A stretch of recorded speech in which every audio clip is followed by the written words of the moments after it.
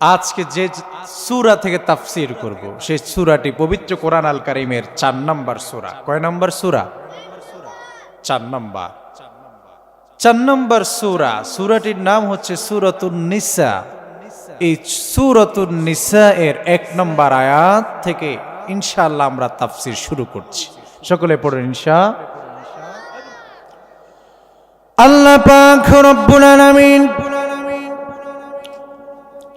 মহাগ্রন্থ পবিত্র কোরআন আল কারীমের ৪ নম্বর সূরা সূরাতুন নিসা এর প্রথম আয়াতে ১ নম্বর আয়াত আল্লাহ পাক রব্বুল আলামিন ডেকে ডেকে বলেন, ইয়া আইয়ুহান নাসুত্তাকু রাব্বাকুমুল্লাযী খালাকাকুম মিন من نفس واحدة وخلق منها زوجها وبث منهما رجالا كثيرا ونساء আল্লাহ পাক রব্বুল আলামিন দুনিয়ার সকল মানুষদেরকে ডেকে ডেকে বলেন, ওই হে দুনিয়ার মানুষেরা, শুনো শুনো শুনো, আমি মহান রব গোটা দুনিয়াতে তোমরা যত মানুষ দেখতে পাচ্ছ সকল মানুষকে আমি রব্বুল আলামিন একজন থেকে সৃষ্টি করেছি। কয়জন থেকে? একজন। বলুন তো তিনি কে? একজন থেকে আল্লাহ পাক গোটা পৃথিবীর সকল মানুষকে সৃষ্টি করেছেন। তিনি কে? হযরত আদম আলাইহিস সালাতু ওয়াস সালাম। পৃথিবীর প্রথম পয়গম্বর, প্রথম মানুষ কে? হযরত আদম আলাইহিস সালাতু ওয়াস সালাম। আল্লাহ পাক বলেন, একজন থেকে আমি আল্লাহ পাক আরেকজনকে সৃষ্টি করেছি। তিনি হচ্ছেন আম্মা জান হাওয়া আলাইহাস সালাতু ওয়াস সালাম। আল্লাহ পাক রব্বুল আলামিন কিভাবে আমাদের প্রথম পিতা, প্রথম মাতাকে আল্লাহ পাক সৃষ্টি করলেন? জান্নাতের মধ্যে আল্লাহ পাক আমাদের পিতার জন্য সকল নাজ নিয়ামতকে উন্মুক্ত করে দিলেন। সকল নাজ নিয়ামত আমাদের পিতা ভোগ করছেন, কিন্তু আমাদের পিতার ভালো লাগে না। তার কারণ হচ্ছে, আপনাকে যদি বিশাল রাজপ্রাসাদ আপনার নামে লিপিবদ্ধ করে দেওয়া হয়, রাজপ্রাসাদে আপনার ৩-৪ জন করে আপনার স্ত্রী থাকবে, গোসলের জন্য সুইমিং পুল থাকবে, খাবারের জন্য শরাব, মদ, দুধ যা আপনি খেতে চান সব কিছু থাকবে, কিন্তু সেই ঘরে আপনি একা বসবাস করতে হবে। বলুন না আপনার ভালো লাগবে কিনা? আপনার ভালো লাগবে? আমার ভাইয়েরা, দুনিয়াতে গরিব হলেও পরে, রিক্সা চালক হলেও পরে, হৃদয়ে বড় শান্তি পাওয়া যায় কখন জানো? সারাদিন রিক্সা চালায়া ওই আল্লাহর বান্দা যখন তার সন্তানের চেহারার দিকে তাকায় সব ভুলে যায়। সেখানে সারা নাজ নিয়ামত তিনি পেলেন, কিন্তু তিনি একা, তার ভালো লাগছে না। আল্লাহ কি সব দেখেন না? হযরতে আদম জান্নাতের মধ্যে ঘুমিয়ে আছেন। আল্লাহ পাক আমাদের আদি পিতার বাম পাজর থেকে একটি হাড় টান দিয়ে খুলে নিলেন। সেখান থেকে আল্লাহ পাক একজন মানুষ সৃষ্টি করলেন। তিনি হচ্ছেন আম্মা জান হাওয়া আলাইহাস সালাতু ওয়াস সালাম। সৃষ্টি করার পর আদম আলাইহিস সালাতু ওয়াস সালামের পাশাপাশি শোয়ালেন। আদমের ঘুম ভাঙলে পরে আদম দেখছেন আমার পাশে সুন্দরী, রূপসী, গুণবতী একজন নারী শুয়ে আছেন। হযরতে আদম হাত দিতে চাইলেন, আমার আল্লাহ নিষেধ করলেন। সুবহানাল্লাহ। আমার আল্লাহ বাধা দিলেন, আদম ধরতে পারতা যদি এটা তোমার জাতের হতো, এটা তোমার মতো না, কিছুটা ভিন্ন আছে। জাতটা মানুষের, কিন্তু তোমার থেকে শরীরের অবয়ব অবকাঠামোগত ভিন্ন রয়েছে, তুমি ধরতে পারবে না। ধরতে হলে পরে আমার বিধান হচ্ছে উভয়ের মধ্যে বিবাহ শাদী হতে হবে। বিবাহ শাদী ছাড়া একজন আরেকজনকে ধরতে পারবা না। আল্লাহু আকবার। আল্লাহ পাক আমাদের আদি পিতা এবং আমাদের প্রথম মা উভয়ের মধ্যে আল্লাহ পাক রব্বুল আলামিন নিজে বিবাহ পড়ালেন। সুবহানাল্লাহ। আমার ভাইয়েরা, এটা হচ্ছে পৃথিবীর প্রথম মানুষ, প্রথম পুরুষ, প্রথম নারীর বিবাহের ঘটনা আপনাদের সামনে তুলে ধরলাম। এবার আসুন, এই গোটা পৃথিবী যখন সৃষ্টি হয়েছে, আল্লাহ পাক দুইজন মানুষকে সৃষ্টি করলেন। দুইজন থেকে আল্লাহ পাক একজন একজন করে সন্তান দিতেন না, বরং আমাদের আম্মাজান হাওয়া আলাইহাস সালাতু ওয়াস সালাম জোড়ায় জোড়ায় তিনি সন্তান জন্ম দিয়েছেন। সুবহানাল্লাহ। এক গর্ভে যে দুইজন সন্তান জন্ম নিত, যেহেতু তৎকালীন সময়ে পৃথিবী জুড়ে অসংখ্য মানুষ ছিল না, যেমন এখন আমাদের সমাজে কুমিল্লার ছেলের সাথে নোয়াখালীর মেয়ের বিবাহ হয়, আবার কুমিল্লার ছেলের সাথে ঢাকার মেয়ের বিবাহ হয়, আবার অনেকেই দেখা যায় এমন বাংলাদেশের ছেলে বাহিরের রাষ্ট্রের অনেক মেয়ের সাথেও বিবাহর কিচ্ছা আমরা মাঝে মাঝে শুনি। তার কারণ হচ্ছে পৃথিবী বিস্তৃত, হাজার লক্ষ কোটি কোটি মানুষের বসবাস। তৎকালীন সময়ে যেহেতু এত মানুষ হয়নি, সেহেতু এক গর্ভের সন্তানের সাথে আরেক গর্ভের সন্তানের বিবাহ হতো। আমার ভাইয়েরা, এভাবেই করে বিবাহের পদ্ধতি পৃথিবীতে যেদিন থেকে মানুষ সৃষ্টি হয়েছে সেদিন থেকেই আল্লাহর দেওয়া সিস্টেম হচ্ছে, একটা নারী এবং একটা পুরুষ একত্রে থাকতে হলে পরে অবশ্যই বিবাহ বন্ধনে আবদ্ধ হতে হবে। বিবাহ ছাড়া কোন নারী এবং পুরুষের মধ্যে যে সম্পর্ক তৈরি হয়, এই সম্পর্কের নাম হারাম সম্পর্ক। এই সম্পর্কের নাম কি? আমাদের সমাজে আজ কয়েকটি শব্দে এই সম্পর্কটা বড়ই নরমাল হয়ে গেছে।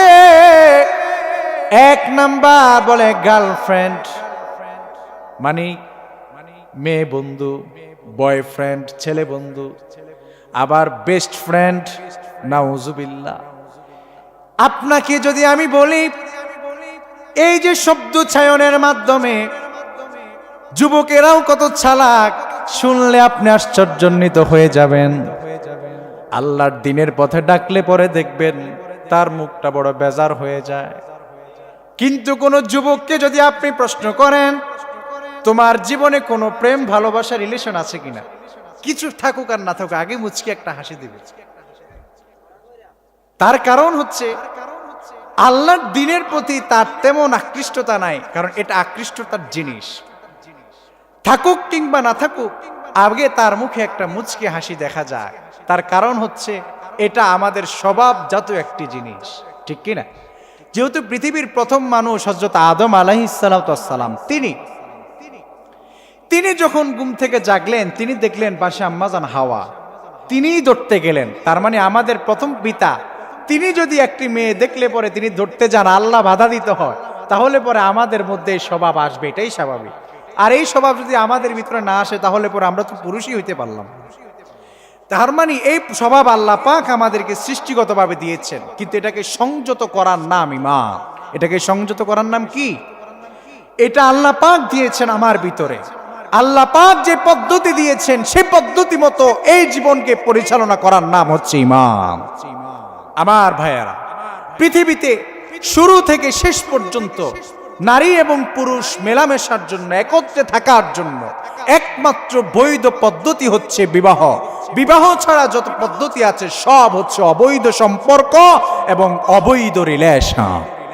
আমার ভাইয়েরা, আল্লাহর হাবিব সাল্লাল্লাহু আলাইহি ওয়াসাল্লাম আমাদের যুবকদের পিতা মাতাদেরকে, যুবক যুবতীদের পিতা মাতাদেরকে বারবার আল্লাহর হাবিব বলেছেন, তোমাদের সন্তানদের যখন যৌবন তাদের ভিতরে পদার্পণ করবে, তাহলে পরে তুমি তোমার সন্তানের অবস্থা বুঝবে। তোমার সন্তান যদি দেখো চরিত্রকে বিসর্জন দিয়ে দিচ্ছে, চরিত্রকে হেফাজত করতে তোমার সন্তান অক্ষম, তুমি তো তোমার সন্তানের চলাফেরা দেখলে পরে বুঝবে, তাহলে পরে বিয়ের ব্যবস্থা করে দাও। এটা হচ্ছে আল্লাহর হাবিব সাল্লাল্লাহু আলাইহি সাল্লামের সরল বিধান। কারণ আমাদের সমাজে অনেক হুজুরা দেখবেন বলবে বালেক হলে পরে বিয়ে দিয়ে দাও। আরে ভাই, বালেক হলে পরে বিয়ে দেওয়া এটা কোন হাদিস আছে? আল্লাহর হাবিব সাল্লাল্লাহু আলাইহি সাল্লাম হাদিসের সারাংশ অর্থ মর্ম বুঝতে হবে। আল্লাহর হাবিব সাল্লাল্লাহু আলাইহি সাল্লাম নিজেই বিবাহ করেছেন 25 বছর বয়স। তাহলে পরে বালেক হলে পরেই বিয়ে নয়, বালেক হওয়ার পরে তার ভিতরে আকল ঢুকতে হবে, সংসার বুঝতে হবে, এরপরে সে তার নিজের শারীরিকভাবে তার সক্ষমতা থাকতে হবে, এরপরেই তো তার বিবাহ। আমার ভাইয়েরা, পৃথিবীতে আল্লাহ পাক আদম থেকে মুহাম্মদ সাল্লাল্লাহু আলাইহি ওয়াসাল্লাম পর্যন্ত যত নবী পাঠিয়েছেন, কোন নবী বিবাহহীন ছিলেন না, সকল নবীরা বিবাহ করেছেন। কোরআন সুন্নাহ গবেষণা করলে দুইজন নবীর নাম আলাদা করে পাওয়া যায়।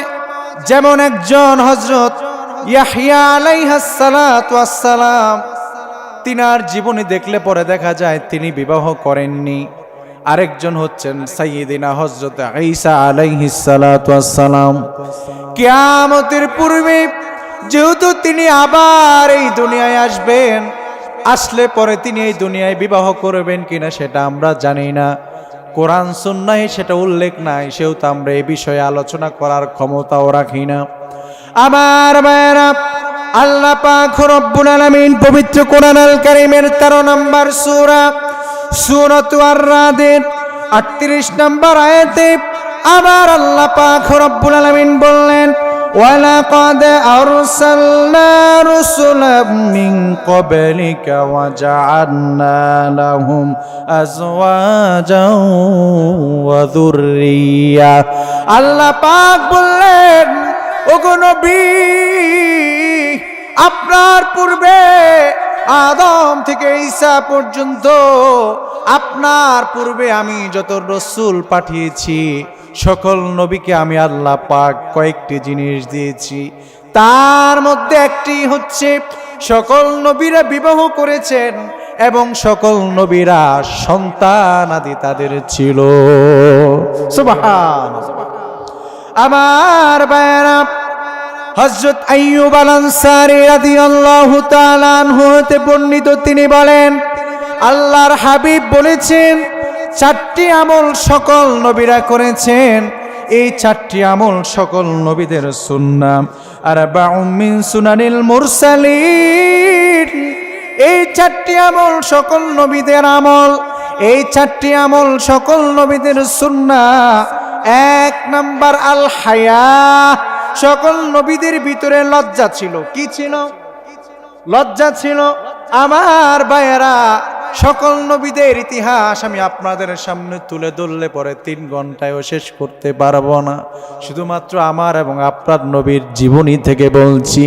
আল্লাহর নবী যখন মাসুম ছোট, আল্লাহর নবীর ভিতরে তেমন বুঝ জ্ঞান আসে নাই। আল্লাহর নবীকে তার মা যখন দোলনার মধ্যে দোলনা খাওয়ার জন্য রেখে দিতেন, আল্লাহর নবীর শরীর থেকে দোলনার বাতাসে যদি সতর থেকে কাপড় সরে যেত, আরে আমার নবী শিশু মানুষ, টেনে টেনে তার সতরকে তিনি আবার ডেকে ফেলতেন। আমার নবী যখন ছোট্ট শিশু, তখনকার কথা বলছি।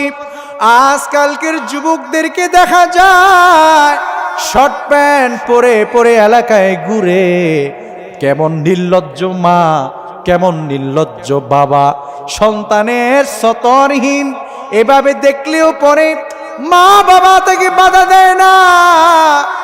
কেমন লজ্জাহীন যুবক তুমি, একটু কি তোমার ভিতরে লজ্জাবোধ কাজ করে না? শর্ট প্যান্ট তুমি পরে পরে যুবক মানুষ, আল্লাহ পাক রব্বুল আলামিন তোমার সতর দিয়েছেন হাঁটুর নিচ পর্যন্ত। আহারে যুবক, তুমি আজ শর্ট প্যান্ট পরে পরে পরে পরে এলাকায় ঘুরে বেড়াও। তুমি যদি আল্লাহর নবীর উম্মত হতে, তাহলে পরে তুমি কোনোদিন এভাবে চলতে পারতে না। তোমার মা বাবা যদি আল্লাহর নবীকে এবং আল্লাহকে ভয় করত, কোনোদিন সন্তানের এই দূর অবস্থা তারা নিজ চোখে দেখে সহ্য করতে পারত না। কোনোদিন যাদের সন্তান বালেগ হয়েছে, আপনার সন্তানকে শর্ট প্যান্ট পরে রাত্রে ঘুমাতেও দিবেন না, কারণ শয়তান আসর করে। কত নির্লজ্জ যুব সমাজ আজ। আরে যুবক ছেলে, এত বড় হয়েছিস, হাফ প্যান্ট পরে রাস্তায় বের হওয়া লজ্জা লাগে না? হাফ প্যান্ট পরে তো বেটা ছোট ছোট বাচ্চারা উলঙ্গ বের হয় না, তারাই না হাফ প্যান্ট পরে। তুই কি ওদের থেকে অদম নাকি? নির্লজ্জ কোথাকার। আমার ভাইয়েরা, সকল নবীদের ভিতরে লজ্জা ছিল। আমি তো শুধুমাত্র আমার নবীর কথা বললাম, আরেকজন নবীর কথা বলে আপনাদেরকে লজ্জা কি ছিল, নবীদের ভিতরে কেমন লজ্জা ছিল আমার ভাইয়েরা। আল্লাহর নবী সাইয়্যিদিনা ইউসুফ আলাইহিস সালাতু ওয়াস সালাম, এত সুদর্শন যুবক, মিশরের তৎকালীন সময়ে আজিজি মিশরের স্ত্রী জুলেখা, আমার ভাইয়েরা বারবার ইউসুফকে প্ররোচিত করছে। জুলেখা কে ছিল? সবচেয়ে সুন্দরী নারী মিশরে। আল্লাহর নবী ইউসুফকে বারবার বিভিন্ন ভাবে প্ররোচিত করছেন। আল্লাহর নবী ইউসুফ দাঁড়িয়ে আছেন আজিজে মিশরের রাজপ্রাসাদের সামনে। তখন ইউসুফ ছোট মানুষ, মাত্র এসেছে আজিজে মিশরের দরবারে। ইউসুফ আলাইহিস সালাতু ওয়াস সালাম লক্ষ্য করছেন জুলেখা তার দিকে কেমন জানি নজরে তাকায়। এরপর থেকে ইউসুফ কোনোদিন আর নিজেরা জামা কাপড়ের ক্ষেত্রে কোনোদিন অলসতা করত না। হাদিস শাস্ত্র গবেষণা করলে দেখা যায় ইউসুফ আলাইহিস সালাতু ওয়াস সালাম যখন জুলেখাকে দেখতেন, তখন তিনি যতটুকু সম্ভব নিজের চেহারাকে পর্যন্ত ঢেকে ফেলতেন। সুবহান আল্লাহ। নবী ইউসুফ তার কথা বলছে। আল্লাহর হাবিব বলছেন, লজ্জা হচ্ছে ইমানের ভূষণ, যার লজ্জা নাই তার ইমান। আমার ভাইয়েরা, সকল নবীদের এক নম্বর আমল ছিল আল হায়া। সকল নবীদের ভিতরে লজ্জা ছিল। 2 নম্বর আমল ওয়াত তাআত্তুর। সকল নবীরা সুগন্ধি ব্যবহার করতেন, আতর ব্যবহার করতেন। আমার ভাইয়েরা, আজকে আমাদের সমাজে অনেকের পাশ দিয়েও হাঁটা যায় না দুর্গন্ধের কারণে, ঠিক কিনা? নবীরা কত স্মার্টনেস ছিলেন। সকল নবীরা সুগন্ধি ব্যবহার করতেন, সুগন্ধি পছন্দ করতেন। আর আমরা লক্ষ লক্ষ টাকার বাজার করি, প্রতি মাসে হাজার হাজার টাকা খরচ করি, 100-200 টাকা দিয়ে একটা ভালো আতর কিনতে পারে না। মুর্দার গায়ে দেয়, ওইটা থেকে যদি কোনো আতর বেঁচে যায় তাহলে পরে মুরব্বী আস্তে করে পকেটে ঢুকায় আনে। আর না হলে বাতিজা যদি সৌদি আরব থেকে আসে, কি রে বাতিজা, আতরটা তোর আনলি না? নিজের যে পকেট থেকে কয়েক টাকা খরচ করে একটা আতর কিনবে, ওই সুযোগ মুরব্বীর হয় না, ঠিক কিনা? সকল নবীরা সুগন্ধি যুক্ত ছিলেন, সুগন্ধি ব্যবহার করতেন। সকল নবীদের 3 নম্বর আমল ছিল ওয়াসিওয়াক। সকল নবীরা মেসওয়াক করতেন। কি করতেন? আর আমাদের অনেকের সাথে কথাই বলা যায় না, আহারে কি দুর্গন্ধ। মাঝে মাঝে মাহফিলে গেলে অনেকের সাথে তো সাক্ষাৎ হয়, মোসাফা করার পরে যখন বলে যে হুজুর কি অবস্থা, আলহামদুলিল্লাহ মুখ দিয়ে বের হয় না, এত দুর্গন্ধ। কি বলবো এই দুঃখের কথা। মুসলমানদের স্মার্টনেস আজ কোথায়? আল্লাহর নবী সাল্লাল্লাহু আলাইহি সাল্লামের পকেটে সবসময় মেসওয়াক থাকতো, আর দাড়িগুলো আশ্রানোর জন্য তার পকেটে সবসময় চিরুনি থাকতো। দিলাকুলুকের ব্যবস্থা আল্লাহর নবী সাল্লাল্লাহু আলাইহি সাল্লামের কাছে সবসময় থাকতো। সুবহানাল্লাহ। আমার ভাইয়েরা, সকল নবীদের 3 নম্বর সুন্নাহ মেসওয়াক করা। আর সকল নবীদের 4 নম্বর সুন্নাহ হচ্ছে ওয়ান নিকাহ। সকল নবীরা বিবাহ করেছেন। সুবহানাল্লাহ।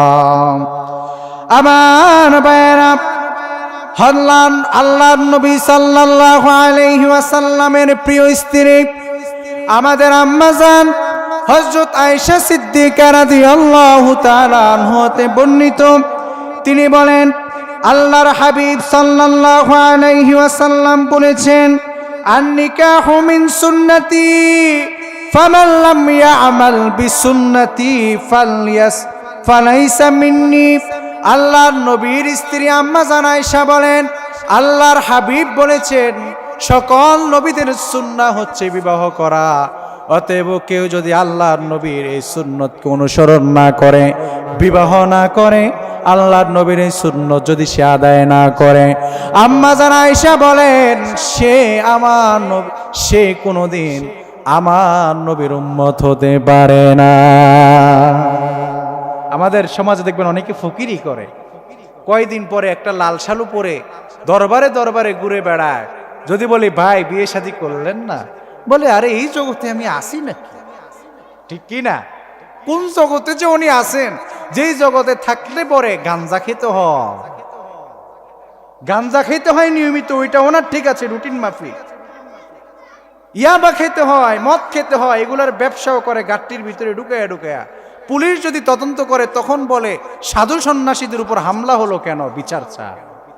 ঠিক কিনা আমার ভাইয়েরা? ওইটা নিয়ম মাফিক গাঞ্জা সেবন করতে হয়, কিন্তু বিবাহ শাদী করতে হয় এটা তিনি জানেন না। আল্লাহু আকবার। এরা হচ্ছে জাহেল। ইসলাম কখনো এই জাতীয় ভণ্ডামিকে প্রশ্রয় দেয় না। আপনি একটু বলুন তো, আল্লাহর হাবিবের কোন সাহাবী এভাবে লাল শালু পরে পরে ঘুরেছে, নামাজ নাই, রোজা নাই? কোন একজন সাহাবীর ইতিহাস আপনি আমাকে দেখান। কেন তাদের পিছনে আপনি ঘুরবেন? এদেরকে দেখলে পরে 100 গজ দূরে থাকবেন। ঠিক কিনা? ফকিরি নামক কোন ধর্ম ইসলামে স্থান নাই। আমার ভাইয়েরা, এগুলা ধর্মের নামে ভণ্ডামি, আর কিছু না। ধর্মকে যে যার মতো করে ব্যবহার করছে। ইসলাম যদি আপনাকে শিখতে হয়, আল্লাহ এবং তার নবী থেকে শিখতে হবে ইনশাআল্লাহ। এবার আমি আপনাদেরকে, তাহলে আমরা এতক্ষণ পর্যন্ত কোরআন সুন্নাহ থেকে যতটুকু শুনেছি ততটুকুর মাধ্যমে জানতে পারলাম আল্লাহ এবং তার নবীর গুরুত্বপূর্ণ একটি সুন্নাহ, একটি আমল হচ্ছে বিবাহ করা। কি করা? এবার আসো, বিবাহের কয়েকটি উপকারিতা কোরআন এবং সুন্নাহ থেকে আমরা জানব। 12টি উপকারিতা যদি সময় থাকে বলবো। কয়টি উপকারিতা? বিবাহের মাধ্যমে 12টি উপকারিতা রয়েছে। আমার প্রিয় যুবক ভাইয়েরা, যারা এখনো ঘুমিয়ে আছো, এদিক সেদিক ঘোরাফেরা করছো, তাড়াতাড়ি চলে আসো, আজকে তোমাদের জন্য গুরুত্বপূর্ণ আলোচনা আছে। আর মুরব্বীরা যারা শুনছেন, আপনারাও বিবাহ করেছেন, শুধু এদুরই জানেন, কিন্তু কি পেয়েছেন জীবনে সেটা জানেন না। আজকে জানবেন ইনশাআল্লাহ। মনের কান লাগিয়ে শুনবেন বিবাহের মাধ্যমে কি কি উপকারিতা পাওয়া যায়। বিবাহের মাধ্যমে 1 নাম্বার উপকারিতা হচ্ছে বিবাহের মাধ্যমে চোখ এবং লজ্জাস্থানের হেফাজত হয়। চোখ এবং লজ্জাস্থানের, পৃথিবীতে নারী গঠিত, নারী সংশ্লিষ্ট যত অপরাধ গঠিত হয়, সকল অপরাধের সাথে চোখ এবং লজ্জাস্থান জড়িত। ঠিক কি না? মানুষ আগে চোখে দেখে, এরপর ভালো লাগে, এরপর সে তার পরবর্তী সর্বনিম্ন স্তরে সে পৌঁছে যায়। জন্য বিবাহের মাধ্যমে 1 নম্বর উপকারিতা হচ্ছে চোখ এবং লজ্জাস্থানের হেফাজত। হযরতে আব্দুল্লাহ ইবনে মাসউদ রাদিয়াল্লাহু তাআলা আনহু হতে বর্ণিত, তিনি বলেন আল্লাহর হাবিব দুনিয়ার সকল যুবকদেরকে, দুনিয়ার সকল যুবতীদেরকে উদ্দেশ্য করে আল্লাহর হাবিব বলছেন, ইয়া মাশারাশ শাবাব মান ইসতাতাআ মিনকুমুল বাতা ফালইয়াতাযাওয়াজ ফাইন্নাহু ওয়াকাত্তু লিল বাসর ওয়া আহসানুল ফারজ। আল্লাহর হাবিব সাল্লাল্লাহু আলাইহি ওয়াসাল্লাম বলেছেন, ওহে যুব সমাজ, ওহে যুবতীরা, ওহে যুবকরা, তোমাদের যাদের বিবাহের সামর্থ্য হয়েছে তোমরা বিবাহের বন্ধনে আবদ্ধ হয়ে যাও, কেননা বিবাহের মাধ্যমে চোখ এবং লজ্জাস্থানের হেফাজত হয়ে যায়। সুবহানাল্লাহ। আল্লাহর হাবিব বলছেন, ওয়ামান লাম ইয়াস্তাতি ফাআলাইহি বিসসাওম। যদি তোমার সামর্থ্য না থাকে, তোমার ইনকাম না থাকে, তোমার ওই পরিমাণ আয় রোজগার না থাকে, আল্লাহ তাআলার হাবিব বলছেন তাহলে পরে ফাআলাইহি বিসসাওম, তাহলে পরে তুমি রোজা রাখো। সুবহানাল্লাহ।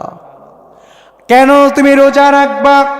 ফাইন্নাহু লাহু উজা, কেননা রোজার মাধ্যমে নিজের যৌবনকে কন্ট্রোল করা যায়, যৌন শক্তিকে অবদমন করা যায়। আল্লাহু আকবার। তাহলে পরে আমরা জানলাম আল্লাহর হাবিব দুনিয়ার সকল যুবকদেরকে উদ্দেশ্য করে বলছেন, তোমার ভিতরে যখন যৌবন পদার্পণ করবে, যদি তুমি তোমার যৌবনকে কন্ট্রোল করতে না পারো, গুনাহের পথে অগ্রসর হইও না, সামর্থ্য যদি থাকে তাহলে পরে তুমি বিবাহে বন্ধনে আবদ্ধ হয়ে যাও। আর যদি তোমার সামর্থ্য না থাকে তাহলে পরে তুমি রোজা রাখো, কেননা রোজা রাখার মাধ্যমে তুমি অন্য জিনার কাছ থেকে তুমি বিরত থাকতে পারবে। আমার ভাইয়েরা, স্বামী স্ত্রী তো তারা একে অপরকে, আপনার ঘরে যদি স্ত্রী থাকে, পরনারীর প্রতি আপনার নজর কখনো যাবে না। এজন্য বিবাহ করার ক্ষেত্রে অবশ্যই সুন্দরী, রূপসী, গুণবতী, যাকে দেখলে আপনার মায়া জাগবে, এরকম একজন স্ত্রীকে আপনার জন্য যাচাই বাছাই করা অতীব গুরুত্বপূর্ণ। আমার ভাইয়েরা, বিবাহের ক্ষেত্রে অবশ্যই এই বিষয়গুলো লক্ষণীয়, কারণ আপনার ঘরে যদি স্ত্রী থাকে, আপনি টপ টু বটম কি দেখতে চান সব তো আপনার ঘরেই আছে, পরনারীর দিকে আপনার নজর যাওয়ার কোনো সম্ভাবনা। এজন্যই আল্লাহ তাআলা পবিত্র কোরআন আল কারীমের 2 নম্বর সূরা সূরাতুল বাকারার 187 নম্বর আয়াত আল্লাহ পাক রব্বুল আলামিন বলছেন, হুন্না লিবাসুল লাকুম ওয়া আনতুম লিবাসুল লাহুন্না। আল্লাহ পাক রব্বুল আলামিন বলছেন, তোমরা তাদের জন্য পোশাক, তারা তোমাদের জন্য পোশাক। মানে হচ্ছে স্বামী এবং স্ত্রী একে অপরের লজ্জা, একে অপরের হায়া, একে অপরের বিতর্কত সকল গোপনীয় বিষয়গুলো একে অপরের মধ্যে গোপন রাখবা। পোশাক যেভাবে আমার শরীরের সকল কিছুকে ডেকে রাখছে, উন্মুক্ত করে দিচ্ছে না, স্বামী এবং স্ত্রী এদের মধ্যে পারস্পরিক সম্পর্ক এমন হবে, এরা একে অপরেরটাকে পোশাকের মতো করে সেফটি দিবে। আল্লাহু আকবার। আল্লাহ পাক রব্বুল আলামিন এই যে পোশাকের এই ব্যাখ্যা, এটা শুধু এখান পর্যন্ত ক্ষান্ত নয়। আপনার স্বামী চরিত্রে ঠিক নাই, চরিত্রের হেফাজত করতে পারে না, আপনার স্বামী খারাপ, তারপরেও আপনি তার দোষগুলোকে গোপন করবেন। অনেক মা বোনদেরকে দেখা যায় নিজের স্বামীর ব্যাপারে রাস্তায় ঘুরে ঘুরে ঘুরে ঘুরে বিভিন্ন পথ ঘাটে তিনি তার বান্ধবীদের সাথে তিনি তার স্বামীর বিরুদ্ধে কথা বলে, আছে না নাই? এই নারীগুলো কখনো সতী এবং ভালো স্ত্রী হতে পারে না। এবং কোন স্বামী সেও তার স্ত্রীর গোপন বিষয়গুলো, গোপন চরিত্রগুলো কোনোদিন সে সৎ স্বামী কোনোদিন অপরের সামনে তুলে ধরে। হাজারটা অপরাধ করবে স্বামী, হাজারটা অপরাধ করবে স্ত্রী, একে অপরের এই গোপন বিষয়গুলো আপনি যদি তৃতীয় পক্ষকে জানিয়ে দেন, সেই তৃতীয় পক্ষের গাড়ে যে চাপবে সে হচ্ছে শয়তান। এর জন্য যেদিন দেখবেন সংসারে কখন অশান্তি শুরু হয় জানেন? যখন দেখবেন সংসারের বিচার বাহিরে চলে গেছে, সেই সংসারে কোনোদিন আর শান্তি ফিরে আসে না, ঠিক কিনা? যেই সংসারের 2 স্বামী স্ত্রীর মধ্যে বেজাল লেগে গেছে, আর এই বেজাল সমাধান করার জন্য তৃতীয় পক্ষকে লেগেছে, ওই দিনই সমাজে, ওই দিনের ওই সংসারের শান্তি শেষ। এবং কি যদি পিতা মাতাকেও লাগে, তারপরেও অনেক ক্ষেত্রে অনেক সমস্যার সম্মুখীন হতে হয়। এজন্য স্বামী স্ত্রীর বিষয়গুলো গোপন রাখবেন, একজন আরেকজনের সকল বিষয়কে গোপন রাখবেন। ঝগড়া হবে, কথা বনাবনি হবে না, কিন্তু সেটা যেন এই বিচার যেন এই গলার আওয়াজ যেন বাহির পর্যন্ত না যায়। দরজা লাগিয়ে ইচ্ছা মতো ঝগড়া করেন একজন আরেকজনের সাথে, এটা হচ্ছে প্রেমময় ভালোবাসার না। আমার ভাইয়েরা, আল্লাহর হাবিব আল্লাহ তাআলা কোরআন আল কারীমে বলছেন, তোমরা একে অপরের জন্য পোশাক। আর আল্লাহর নবী বলেছেন, বিবাহের মাধ্যমে চোখ এবং লজ্জাস্থানের হেফাজত হয়। আমার ভাইয়েরা, তার মানে বিবাহের 1 নাম্বার উপকারিতা হচ্ছে বিবাহের মাধ্যমে চক্ষু এবং লজ্জাস্থানের হেফাজত হয়ে যায়। সুবহানাল্লাহ। বিবাহের দুই নাম্বার বৈশিষ্ট্য, বিবাহের মাধ্যমে মানুষ জীবনের শ্রেষ্ঠ সম্পদ অর্জন করে। আল্লাহু আকবার। আমার ভাইরা, বিবাহের মাধ্যমে মানুষ দুনিয়ার শ্রেষ্ঠ সম্পদ অর্জন করে। আল্লাহর নবী সাল্লাল্লাহু আলাইহি ওয়াসাল্লাম বললেন, আদ-দুনিয়া কুল্লুহা মাতা ওয়া খায়রু মাতা'id দুনিয়া আল মারআতুস সালিহা। আল্লাহর নবী বললেন, এই গোটা দুনিয়াটা হচ্ছে ভোগের জায়গা, এই গোটা দুনিয়াটা হচ্ছে ভোগ্য বস্তু মাত্র। আর এই দুনিয়াতে সবচেয়ে দামি সম্পদ কি জানো? এই দুনিয়াতে সবচেয়ে দামি সম্পদ হচ্ছে একজন নেককার স্ত্রী। আল্লাহ, একজন নেককার স্ত্রী, তিনি হচ্ছে দুনিয়ার সবচেয়ে দামি সম্পদ। আল্লাহ। আমার ভাইয়েরা, আমরা তো সম্পদ বলতে বুঝি জায়গা, সম্পদ বলতে বুঝি বাড়ি, সম্পদ বলতে বুঝি গাড়ি। আরে ভাই, আপনি কোটিপতি হন, কোটি কোটি টাকার মালিক হন, ঘরের বউ যদি খারাপ হয় তাহলে পরে কোটি কোটি টাকার মালিক হলেও পরে শান্তি খুঁজে পাবেন না। আর আপনি যদি রিক্সা চালক হন, আপনি যদি ভিক্ষাও করেন, আপনার ঘরে স্ত্রী যদি ভালো হয়, আপনার মতো সুখী পৃথিবীতে আর কেউ নাই। এজন্য একজন নেককার স্ত্রী, এটা খুব সেন্সিটিভ একটা বিষয়। আমার যুবক ভাইয়েরা, ভালোবাসার বিষয় এটা নয়। ভালোবাসলা, 2-3 দিন কলেজে গেলা, ঘুরলা পিল্লা আর বিয়ে করে নিয়ে আসলা, আর মনে করলে এটাই তো জীবন। না রে ভাই, বিবাহ এক গুরুত্বপূর্ণ বিষয়ের নাম। তোমার স্ত্রী দুনিয়ার শ্রেষ্ঠ সম্পদের নাম। আর আল্লাহর হাবিব বলেছেন, একজন নেককার স্ত্রী হচ্ছে দুনিয়ার শ্রেষ্ঠ সম্পদ। কেননা একজন নেককার স্ত্রী যদি চায়, সে তার বদকার স্বামীকে নেককার বানাতে পারে। আবার একজন নেককার স্বামী যদি চায়, তার স্ত্রী বদকার হলেও পরে সে তার স্ত্রীকে নেককার বানাতে পারে। আমার ভাইয়েরা, এজন্য একজন নেককার স্ত্রী, তিনি হচ্ছে দুনিয়ার শ্রেষ্ঠ সম্পদ। আল্লাহর হাবিব বলেছেন, মান রাযাকাহুল্লাহু ইমরাআতান সালিহাতান ফাকাদ আ'আনাহু আলা শাতরি দীনি। যে ব্যক্তি একজন নেককার স্ত্রী পেয়ে গেল, আল্লাহর হাবিব বলেছেন, সে যেন আল্লাহর দ্বীনের অর্ধেক নেয়ামত সে পেয়ে গেল। আল্লাহু আকবার। আল্লাহর দ্বীনের অর্ধেক সে পেয়ে গেল। কয়জন স্ত্রী? একজন নেককার স্ত্রী যদি আপনার কপালে জুটে যায়। আল্লাহু আকবার। নামাজ, রোজা ইত্যাদি যত ইবাদত আছে, এই ইবাদতগুলো আমাদের জীবনের দিনকে অর্ধেক করে রাখে। আর একজন নেককার স্ত্রীর মাধ্যমে আমার এবং আপনার দিন পরিপূর্ণ হয়ে যায়। আল্লাহু আকবার। আমার ভাইয়েরা, আল্লাহর হাবিব সাল্লাল্লাহু আলাইহি ওয়াসাল্লাম হাদিসের মধ্যে আরো বলেছেন, দুনিয়াতে সৌভাগ্যবান ব্যক্তি, আমরা তো বলি না, যদি কেউ 10 টাকা ইনকাম করে, কয়েক টাকার মালিক হয়, তাহলে বলি ভাই আপনি খুব ভাগ্যবান, বলে না? কয়েক টাকার ইনকামের বিনিময়ে আমরা তাকে ভাগ্যবান বলে সার্টিফাই করি। কিন্তু আল্লাহর হাবিব বলেছেন, এই 4টি জিনিস তুমি যদি দুনিয়ার কারো কাছে দেখো, তাহলে মনে করবা সে হচ্ছে সবচেয়ে বড় ভাগ্যবান। আল্লাহু আকবার। কয়টি জিনিস? সৌভাগ্যের প্রতীক এই 4টি। সৌভাগ্যের প্রতীক কয়টি? 4টি। আল্লাহর হাবিব বলছেন, আনবাউম মিনাস সাআদা। সৌভাগ্যের প্রতীক 4টি। 1 নাম্বার আয-যাওজাতুস সালিহা। একজন নেককার স্ত্রী যদি আপনার কপালে থাকে, তাহলে বুঝবেন আপনি সৌভাগ্যবান। আল্লাহু আকবার। 2 নম্বরে ওয়াল মাসকানুল ওয়াসি', প্রশস্ত বাড়ি। শহরের বাড়িগুলোর দিকে তাকালে পরে দেখা যায় চিপা চাপায় অলিতে গলিতে, একটু বের হওয়ার সুযোগ নাই। একটু যদি ভূমিকম্প হয় তাহলে পরে দৌড়াইয়া যে কোনো একটা জায়গায়, নিরাপদ জায়গায় আশ্রয় নেবে, সে জায়গাটাও না। বাড়ি কেন প্রশস্ত লাগবে? বাড়ি কেন চিপা ছাপা আল্লাহর হাবিব পছন্দ করতেন না? তার কারণ হচ্ছে, চিপা ছাপা যদি বাড়ি হয় তাহলে পরে 1 নাম্বার ক্ষতি হচ্ছে নারীদের পর্দার বিঘ্নতা ঘটে। ঠিক কিনা? চিপা ছাপা যদি বাড়ি হয়, ধরেন 3 ভাই এক জায়গায় থাকে, তাহলে পরে বলুন তো, চাইলেও কি এক ভাইয়ের বউ আরেক ভাইয়ের সাথে সাক্ষাৎ না করা সম্ভব? কি সম্ভব না। এরপরে একটি বাড়িতে যদি একদম ঘেঁষাঘেঁষি করে অনেকগুলা বাড়ি থাকে, দেখবেন একটা মহিলারও পর্দা নাই। একটা ছেলেরও পর্দা নাই, একটা যুবকেরও পর্দা নাই। এজন্য আল্লাহর হাবিব বলছেন প্রশস্ত জায়গা, যেখানে একটা লম্বা উঠান থাকবে, যেখানে তোমার অনেক কিছু থাকবে। মোট কথা হচ্ছে তোমার স্ত্রী যদি চায় সে এই জায়গার মধ্যে সে তার পর্দা মেনটেন করে চলতে পারে। সুবহানাল্লাহ।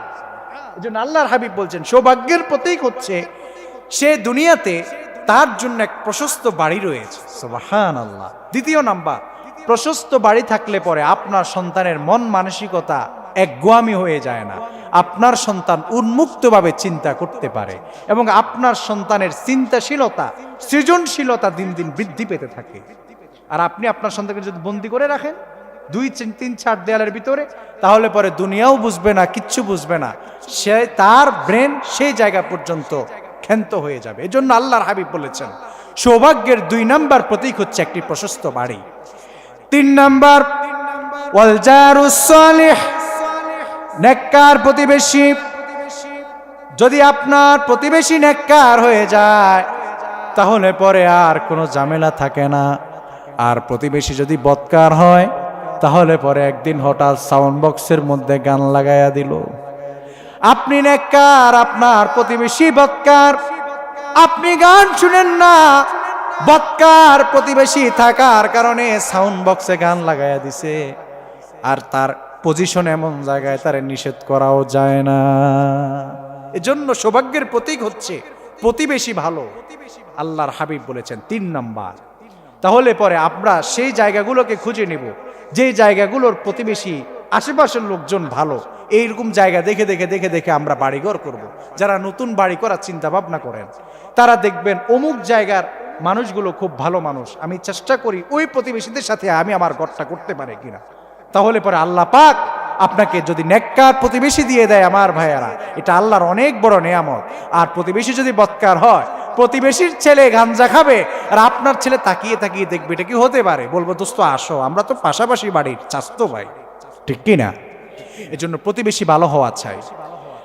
4 নাম্বার, ওয়াল মারকাবুল হানি, আরামদায়ক যানবাহন। চলাফেরার জন্য যদি আপনার একটা আরামদায়ক যানবাহন হয়ে যায়, আল্লাহর হাবিব বলেছেন এটা হচ্ছে সৌভাগ্যের প্রতীক।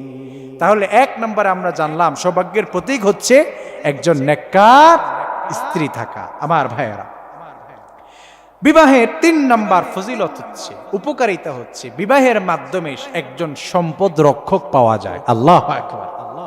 সম্পদ 2 প্রকার, একটা হচ্ছে ঘরের সম্পদ আর একটা হচ্ছে বাহিরের সম্পদ। পুরুষ তো তার বাইরে জায়গা সম্পদ বলেন ইত্যাদি ইত্যাদি যা কিছু আছে ব্যবসা বাণিজ্য সব তিনি যাচাই বাছাই করছেন, দেখে রাখছেন। আপনার ঘরের মধ্যে আপনার মা বাবা, এটা আপনার দুনিয়ার শ্রেষ্ঠ সম্পদ। আপনার ঘরে মা বাবা আছে, আপনার সন্তানাদি আছে, এটা আপনার জন্য শ্রেষ্ঠ সম্পদ। আমার ভাইয়েরা, আপনি যদি এখন আপনি বাহিরে চলে গেলেন কামাই রুজির জন্য, আপনার ঘরে দামি মা বাবা আছে, সন্তানাদি আছে, এখন আপনার স্ত্রী যদি আপনার পিতামাতার খেদমত না করে, এখন অনেক মুফতি সাহেব বের হয়েছে, তারা বলে কোনো বউয়ের উপর এটা ফরজ না শ্বশুর শাশুড়ির খেদমত করা। বলে শুনছেন কিনা আপনারা? অনেক মুফতিরা, ডিজিটাল মুফতিরা ফেসবুকে এসে বলে কোনো বউয়ের জন্য এটা ফরজ না, কোরআন হাদিসে আল্লাহ কোথাও বলে নাই এটা ফরজ। একজন বউ কেন তার শ্বশুর শাশুড়ির খেদমত করবে, বরং প্রত্যেক সন্তান তার পিতামাতার খেদমত করবে, এটাই ফরজ। একটি ভুল ব্যাখ্যা জাতির সামনে উত্থাপন করা হলো। ব্যাখ্যাটা ঠিক আছে, কথা ঠিক আছে, কিন্তু উদ্দেশ্য তার ভিন্ন। আমার ভাইয়েরা, অথচ কোরআন এবং সুন্নাহ যদি গবেষণা করেন, ফোকায়ে কেরামের সকল ফতোয়া যদি আপনি দেখেন, তাহলে পরে এটা পাওয়া যায় স্বামী যদি বাইরের কাজের জন্য, এই সংসারের সুখের জন্য স্বামী বাইরে থাকে, তাহলে পরে ঘরের ভিতরে রেখে যাওয়া সকল সম্পদ এটা স্ত্রীর কাছে আমানত। এটা স্ত্রীর কাছে, যেই পিতামাতা আমার, সেই পিতামাতা যেহেতু আমি আমার স্ত্রীর কাছে আমানত রেখে যাচ্ছি, অতএব ওই স্ত্রী আমার পিতামাতার সাথে খেয়ানত করার কোনো সুযোগ, তাহলে পরে আমানত রক্ষা করা কি ফরজ? আমানত রক্ষা করা কি? তাহলে বোঝা যায় শ্বশুর শাশুড়ির খেদমত করাও ফরজ, ঠিক কি না? চলছাতুরি করার সুযোগ আছে মেয়া আমার ভাইয়ারা। তাহলে পরে বুঝলাম বিবাহের মাধ্যমে একজন সম্পদ রক্ষক পাওয়া যায়। আমার ভাইয়ের আপনার ঘরে রেখে যাওয়া সকল সম্পদ তিনি রক্ষা করবেন। আর আপনি বাহিরে চলে গেলেন তার সুখের জন্য। এজন্যই বিবাহের মাধ্যমে একজন সম্পদ রক্ষক পাওয়া যায়। বিবাহের 4 নাম্বার ফজিলত, বিবাহ মাধ্যমে মানুষ ফিতনা থেকে বেঁচে যায়। কি থেকে বেঁচে যায়? ফিতনা থেকে বেঁচে যায়। আল্লাহর হাবিব সাল্লাল্লাহু আলাইহি ওয়াসাল্লাম বলেছেন, মা তারাকতু বাদি ফিতনাতান আদাররু আলার রিজালি মিনান নিসা। আল্লাহর হাবিব বলেছেন, আমি মৃত্যুর পূর্বে আমার উম্মতের জন্য শ্রেষ্ঠ ফিতনা যেটা রেখে যাচ্ছি সেটা হচ্ছে নারী সমাজ। কারা? আল্লাহর হাবিব বলেছেন, আমি মৃত্যুর পূর্বে আমার উম্মতের জন্য শ্রেষ্ঠ ফিতনা হচ্ছে নারী।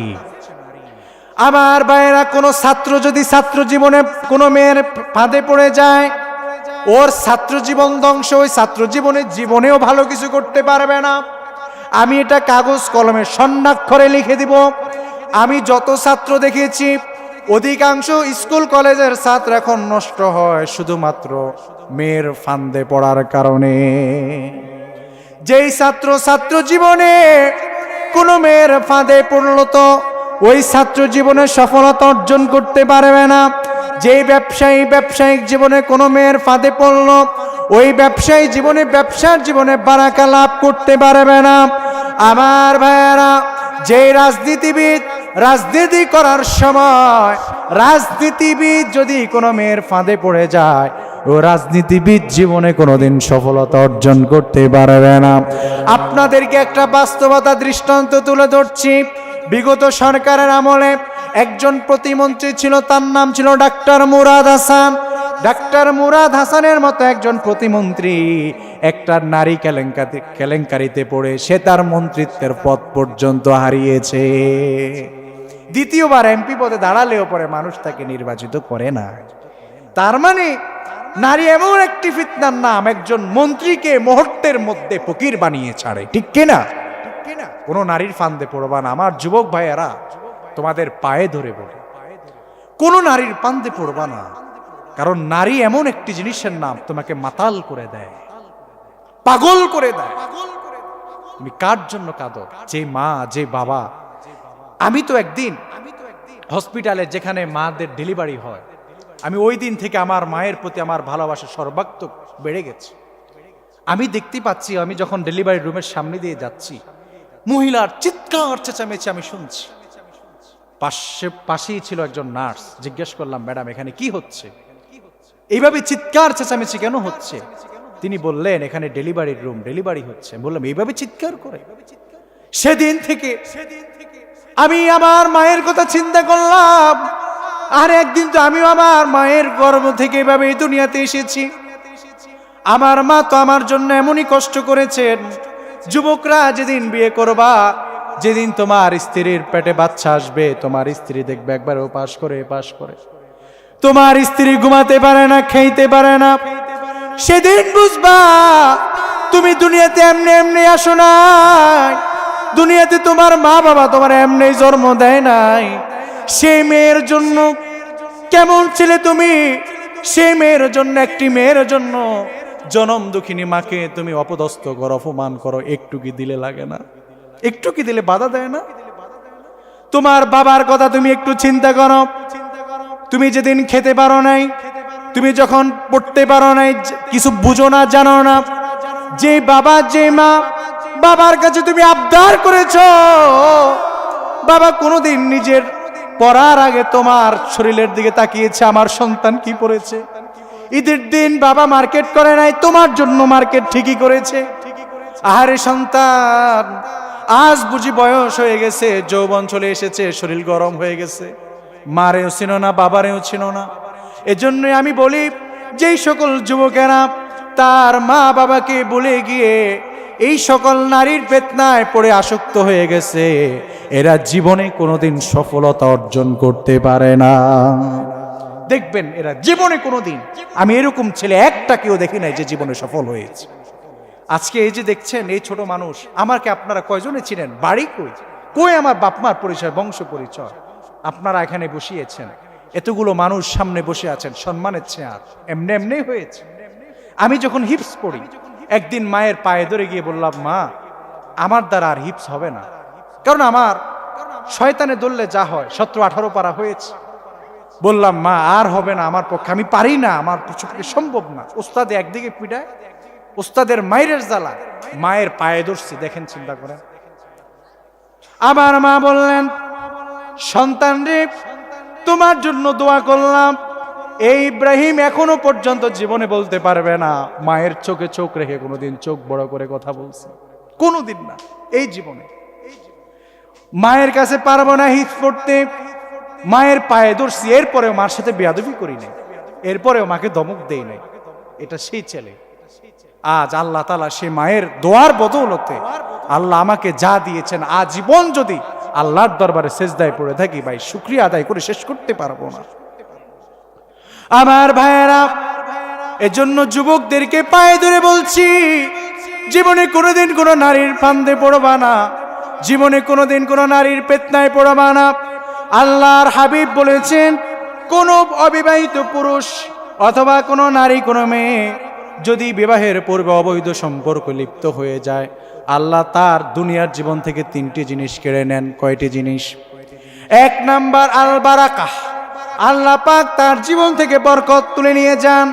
জীবনে সে যত টাকা ইনকাম করুক না কেন, কোনো বারাকা সে খুঁজে পাবে না। জীবনে কোনোদিন সে তার সম্পদের মধ্যে বারাকা খুঁজে পাবে না। 2 নাম্বার, আল্লাহ পাক রব্বুল আলামিন তার হৃদয়কে সংকীর্ণ করে দেন। 3 নাম্বার, মৃত্যুর পূর্বে আল্লাহ পাক রব্বুল আলামিন তার জবানকে কালেমার জন্য প্রস্তুত করান না। তার জবানে কালিমা নসিব হয় না, কারণ জিনাকারের মুখে আল্লাহ পাক তার মহান সত্তার সেই কালেমা আল্লাহ পাক মৃত্যুর সময় নসিব করান না। এই 3টি শাস্তি, মৃত্যুর পরে তার জন্য 3টি শাস্তি। 1 নাম্বার, আল্লাহর হাবিব তাকে উম্মত বলে পরিচয় দিবেন না। 2 নাম্বার, তৃষ্ণার্ত হলে পরে হাউজে কাউসারের নিকট গিয়ে আল্লাহ নবীর কাছে কাউসারের পানি চাইবে, আল্লাহ পাক রব্বুল আলামিনের হাবিব তাকে কাউসারের পানি দিবেন না। 3 নাম্বার, ফুলসিরাতের কিনারায় যখন পার হবে, তখন সে ফুলসিরাত পার হতে পারবে না, সেখানে ছটকে সে পড়ে যাবে। এই তার জন্য নির্ধারিত জাহান্নাম। আমার ভাইয়েরা, একটু চিন্তা করুন আপনার জীবনের হালাত কি। যারা জীবনে লিপ্ত হয়ে গেছেন, আজকের এই মাহফিল থেকে তওবা করে বাড়িতে ফিরবেন। বাড়িতে যেতে যেতে ওই মেয়ের নাম্বারকে ব্লক লিস্টে রাখবেন। বাড়িতে যেতে যেতে ওই মেয়ের যত হিস্ট্রি আপনার মোবাইলে আছে সব ডিলিট করবেন। মনে রাখবেন ভাই, এই দুনিয়ার 60-70 বছরের জিন্দেগি তোমার জিন্দেগি নয়। এমন একটি জীবন তোমার সামনে অপেক্ষমান, যেই জীবন তোমার কোনোদিন শেষ হবে না। সেই জীবনকে প্রাধান্য দাও যুবক ভাইয়ারা। কেমনে কেমনে তোমার জীবন থেকে 15 বছর 16 বছর চলে গেছে, একটু কি চিন্তা করেছো? একদিন না চাইতে না চাইতে 60 বছর 70 বছর এমনই ভাবে চলে যাবে, তুমি টেরও পাবা না, টেরও পাইবা না। কেমনে 60 বছর চলে গেছে। এই মুরব্বীর জিগান, আপনি বুড়ো হয়েছেন কা? আমি কি এমনি বুড়ো হয়েছি? আমি কি বুড়ো হইতে চাইছি? বুড়ো কেমনে হয়েছি এটা আমি জানি না। সকালে উঠে দেখছি দাঁড়িয়ে পেয়ে গেছে, ঠিক কিনা? এটা একজনে কি স্বেচ্ছায় বুড়ো হয়েছে? জিজ্ঞেস করেন তো। আমার ভাইয়েরা, এজন্য আসুন, নারীর ফিতনায় পড়া যাবে না। বিবাহের 5 নাম্বার উপকারিতা হচ্ছে, আল্লাহ পাক রব্বুল আলামিন বলছেন, যে ব্যক্তি চরিত্র ঠিক রাখতে চায়, চরিত্র ঠিক রাখার জন্য বিয়ে করতে চায়, স্বয়ং আল্লাহ পাক রব্বুল আলামিন তাকে সাহায্য সহযোগিতা করবেন। আমার ভাইয়ের, আল্লাহর হাবিব বলেছেন, সাইয়্যিদুল মুহাদ্দিসিন হযরত আবু হুরায়রা রাদিয়াল্লাহু তাআলা আনহু হতে বর্ণিত, তিনি বলেন, সালাসাতুন হাক্কুন আলাল্লাহি আউনুহুমুল মুজাহিদু ফি সাবিলিল্লাহ। আল্লাহ পাক রব্বুল আলামিন 3 দল ব্যক্তিকে সাহায্য করা আল্লাহ পাক রব্বুল আলামিন কর্তব্য বলে মনে করেন। তার মধ্যে 1 নাম্বার হচ্ছে যারা আল্লাহর রাস্তায় জিহাদ করার জন্য বের হয়ে যায়। ওয়াল মুকাতাবুল্লাযী ইউরিদুল আদা, এবং কোন গোলাম কৃতদাস যে মুক্তিপণ দিয়ে মুক্ত হতে চায়। এবং 3 নাম্বার ওয়ান নিকাহুল্লাযী ইউরিদুল আফাফ, কেউ তার চরিত্র ঠিক করার জন্য, চরিত্রকে হেফাজত করার জন্য সে বিয়ে করতে চায়, আল্লাহর কাছে চায়। আল্লাহ বলেন ওই যুবককে সহযোগিতা করার দায়িত্ব হচ্ছে আমি আল্লাহ। আল্লাহু আকবার। আমার ভাইয়েরা, এজন্য চরিত্র হেফাজতের জন্য আপনি যদি বিয়ে করতে চান, আল্লাহ পাক আপনাকে সহযোগিতা করবেন। বিয়ের 6 নাম্বার বৈশিষ্ট্য হলো বিবাহের মাধ্যমে উত্তরাধিকার পাওয়া যায়, প্রজন্ম পাওয়া যায় বিবাহের মাধ্যমে। আপনি মরে গেলে পরে আপনার জন্য দোয়া করার মতো কিছু তো রেখে যাওয়া দরকার, তারা হচ্ছে আপনার সন্তানাদি। আর এটা লাভ হয় বিবাহের মাধ্যমে। কিসের মাধ্যমে? বিবাহের মাধ্যমে। আল্লাহ পাক রব্বুল আলামিন পবিত্র কোরআনের 18 নম্বর সূরা সূরাতুল কাহফ এর 46 নং আয়াতে আল্লাহ পাক রব্বুল আলামিন বললেন, আল মালু ওয়াল বানুনা জিনাতুল হায়াতিদ দুনিয়া ওয়াল বাকিয়াতুস সলিহাতু খায়রুন ইনদা রাব্বিকা সাওয়াবাও ওয়া খায়রুন আমালা। আল্লাহ পাক বললেন, শুনো, দুনিয়ার সম্পদ, সন্তানাদি, স্ত্রী, পুত্র, যা কিছু আছে এগুলো আমি আল্লাহ পাক দুনিয়ার জন্য সাজিয়েছি। এগুলো দুনিয়ার অলংকার স্বরূপ। যেমন ভাবে একজন নারী তিনি যদি স্বাস্থ্য হয় তাহলে পরে তিনি যেমন অলংকার ব্যবহার করা লাগে, ঠিক তেমনি ভাবে এই দুনিয়াকে সাজানোর জন্য আমি আল্লাহ পাক তোমাদেরকে সন্তানাদি দিয়েছি। আর চূড়ান্ত সফলতা হচ্ছে তোমার নেক আমল যা তুমি অর্জন করবা। আল্লাহ পাক, তাহলে আল্লাহ পাক বললেন দুনিয়ার সন্তান, সন্ততি, সম্পদ, স্ত্রী, পুত্র এগুলো হচ্ছে দুনিয়ার অলংকার স্বরূপ। মানে দুনিয়াটাকে আল্লাহ পাক সাজানোর জন্য এই সৃষ্টিগুলো আল্লাহ পাক সৃষ্টি করেছেন। আর তোমার চূড়ান্ত সফলতা হচ্ছে নেক আমল। চূড়ান্ত সফলতা কি? নেক আমল। আমার ভাইয়েরা, কেন আপনি সন্তান জন্ম দিবেন? কেন আপনি সন্তান জন্ম দিবেন? আপনি যদি দুনিয়া থেকে ইন্তেকাল করেন, 3টি আমল আপনার কবরে যাবে, আর কিছু আপনার সাথে যাবে না। তার মধ্যে 1 নাম্বার সদকায়ে জারিয়া। আপনি দুনিয়াতে থেকে একটা রাস্তা করে দিলেন, দুনিয়াতে মানুষ যতদিন পর্যন্ত এই রাস্তা দিয়ে যাতায়াত করবে, আপনি কবরে শুয়ে আছেন, অটো নেক আমল আপনার কবরে যেতে থাকবে। দুনিয়াতে আপনি একটি মসজিদ করলেন, এই মসজিদ যতদিন পর্যন্ত থাকবে ততদিন পর্যন্ত আপনার কবরে অটো সওয়াব যেতে থাকবে। আল্লাহু আকবার। আপনি এরকম ভালো কাজ করে গেলেন, ভালো স্থাপনা আপনি রেখে গেলেন, যতদিন পর্যন্ত এগুলো ব্যবহার হবে ততদিন পর্যন্ত আপনি সদকায়ে জারিয়া পেতে থাকবেন।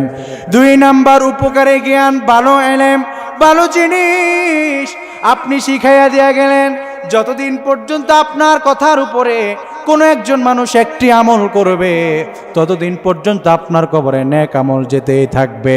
3 নাম্বারে নেককার সন্তান যদি কোনো পিতামাতা রেখে যায়, সন্তান নেক করলে পরে আল্লাহ পাক পিতামাতার কবরে সওয়াব পৌঁছে দেন। আল্লাহু আকবার। আমার ভাইয়েরা, নাসাইর বর্ণনা, আল্লাহর হাবিব বলে কেন সন্তান, কয়টা সন্তান জন্ম দিবা? কারণ এখন আমাদের সমাজে দেখা যায় অনেকেই স্লোগান দেয় 2টি সন্তানের বেশি নয়, 1টি যথেষ্ট। আসেনি? এবং অনেকেই তো এটা মাশাআল্লাহ খুব ভালো মানে, 2-3টা সন্তান হলে, 2টা সন্তান হলে পরে আর নেয় না। আসেনি? অথচ আল্লাহর হাবিব বলেছেন তাজাউজুল ওয়াদুদুল ওয়ালুদ ফাইন্নী মুকাথিরুম বিকুমুল উমাম।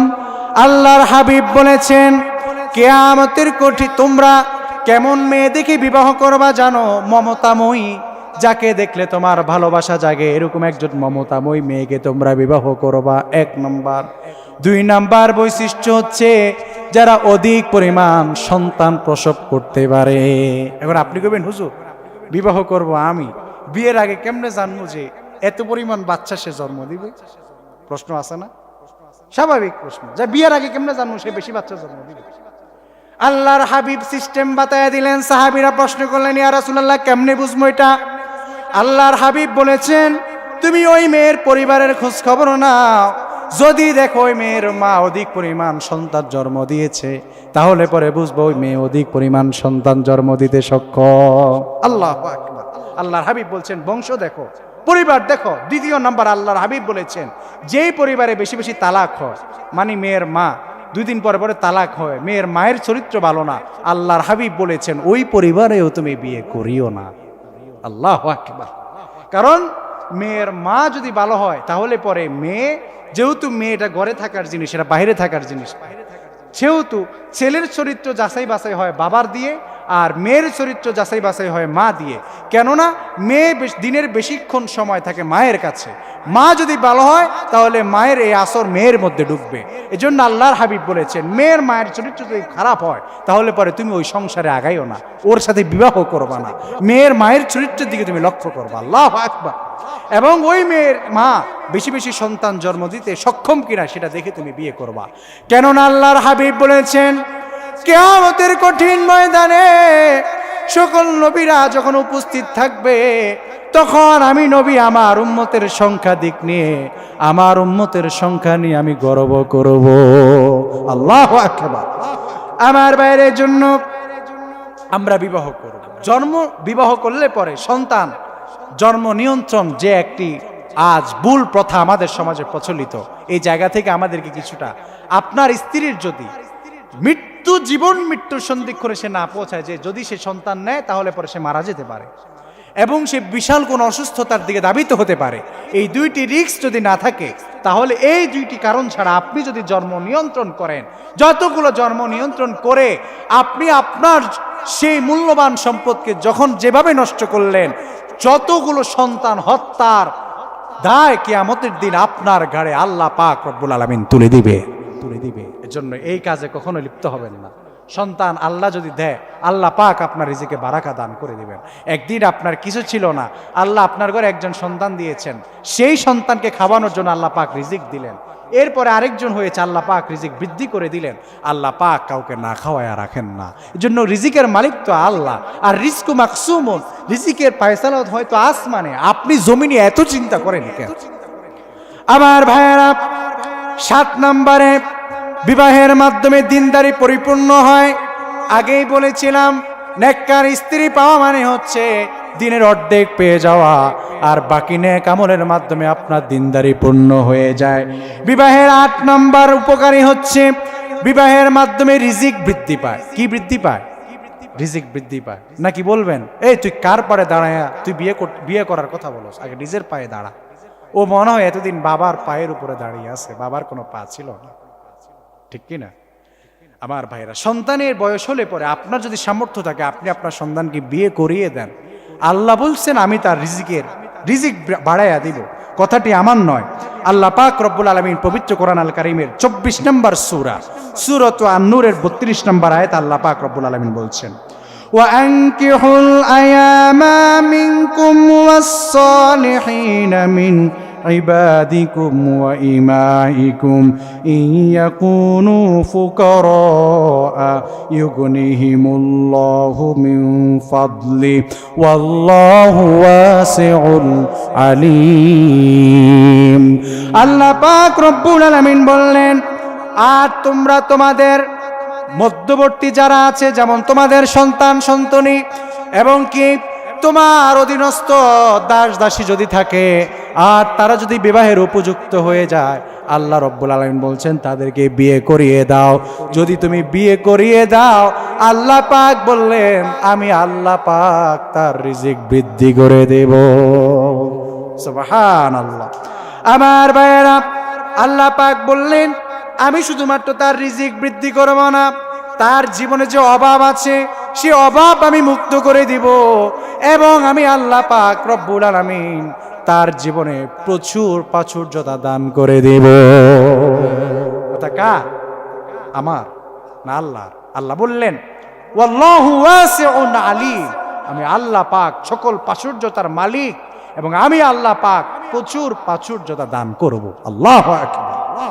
আমার ভাইয়েরা, বিবাহের 9 নম্বর বৈশিষ্ট্য, বিবাহের মাধ্যমে আত্মিক এবং শারীরিক শান্তি পাওয়া যায়। আত্মাগত দিক এবং শারীরিকভাবে প্রশান্তি লাভ করা যায় বিবাহের মাধ্যমে।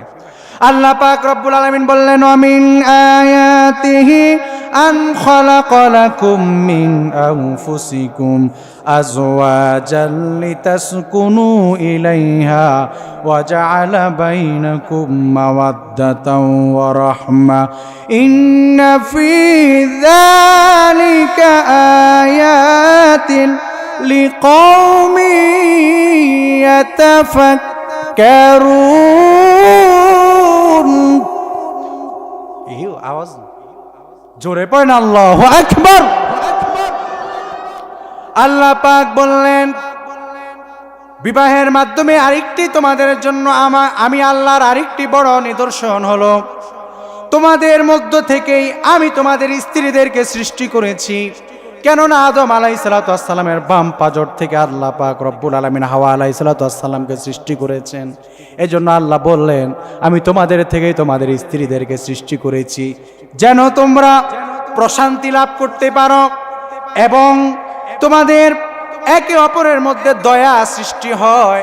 আল্লাহ পাক এখানে দুইটি সময়ের কথা উল্লেখ করলেন, যৌবন বয়সের কথা, বৃদ্ধ বয়সের কথা। দেখবেন বুড়া বুড়ি বৃদ্ধ হলে পরে একজন আরেকজনের প্রতি দয়া বেড়ে যায়, মায়া বেড়ে যায়, ঠিক কিনা? আল্লাহ বললেন বিবাহের মাধ্যমে এক নাম্বার প্রশান্তি পাওয়া যায়, মানে হচ্ছে যৌবনকালে তোমার যখন যৌবন পুড়িয়ে যাবে, তুমি যখন বৃদ্ধ হয়ে যাবে, আল্লাহ পাক বললেন তখন তুমি দয়া এবং তুমি একে অপরের প্রতি মায়া আল্লাহ পাক রব্বুল আলামিন বৃদ্ধি করে দেন। আল্লাহু আকবার। তার মানে বিবাহের মাধ্যমে আত্মিক এবং শারীরিক শান্তি পাওয়া যায়। কথা কার? আল্লাহ। আমার ভাইয়েরা, বিবাহের 10 নম্বর বৈশিষ্ট্য, সুখে দুঃখে একজন সঙ্গী পেয়ে যাবেন। আমার ভাইয়েরা, সুখে দুঃখে আপনি আপনার সুখগুলোকে ভাগাভাগি করে নিতে পারবেন এবং কি দুঃখগুলোকে ভাগাভাগি করে নিতে পারবেন। বিবাহের আগে আপনি প্রেম করলে পারে আপনার দুনিয়ার পেরেশানি সবগুলো থাকে আপনার ওনার দিকে। কেননা রাত্রি ঘুমালেও পরে চিন্তা হয়, আহারে সকালে ঘুম থেকে উঠলে যদি আমার জরিনা আবার আরেকজনের কাছে চলে যায়, ঠিক কিনা? শান্তি আছে? রাত্রি ঘুমালেও পরে চিন্তা হয়, ইস সকালে ঘুম থেকে উঠার পরে আমার জরিনারে যদি অন্য কেউ ধরে নিয়ে যায়, ঠিক কিনা? আবার সকালে যদি ঘুম থেকে উঠে একটু মেসেজ আদান প্রদান হলো, সন্ধ্যা একটু জোহরের আজান দিতে না দিতে আবার মনে সন্দেহ, ইস যদি এর মধ্যে আবার অন্য কেউ তারে মেসেজ দিয়ে দেয়, কি খবর, একটু খোঁজখবর নেই। মানে ওর মধ্যে তার সংকীর্ণতা যায় না, ঠিক কিনা? আর বিবাহের পরে যদি আপনার এই ভালোবাসা থাকে, রিলেশন থাকে, আল্লাহ তাআলার নবী বলেছেন বিবাহের এই 10 নম্বর বৈশিষ্ট্য হচ্ছে আপনি দুঃখে সুখে আপনি আপনার একজন জীবন সঙ্গী পেয়ে যাবেন।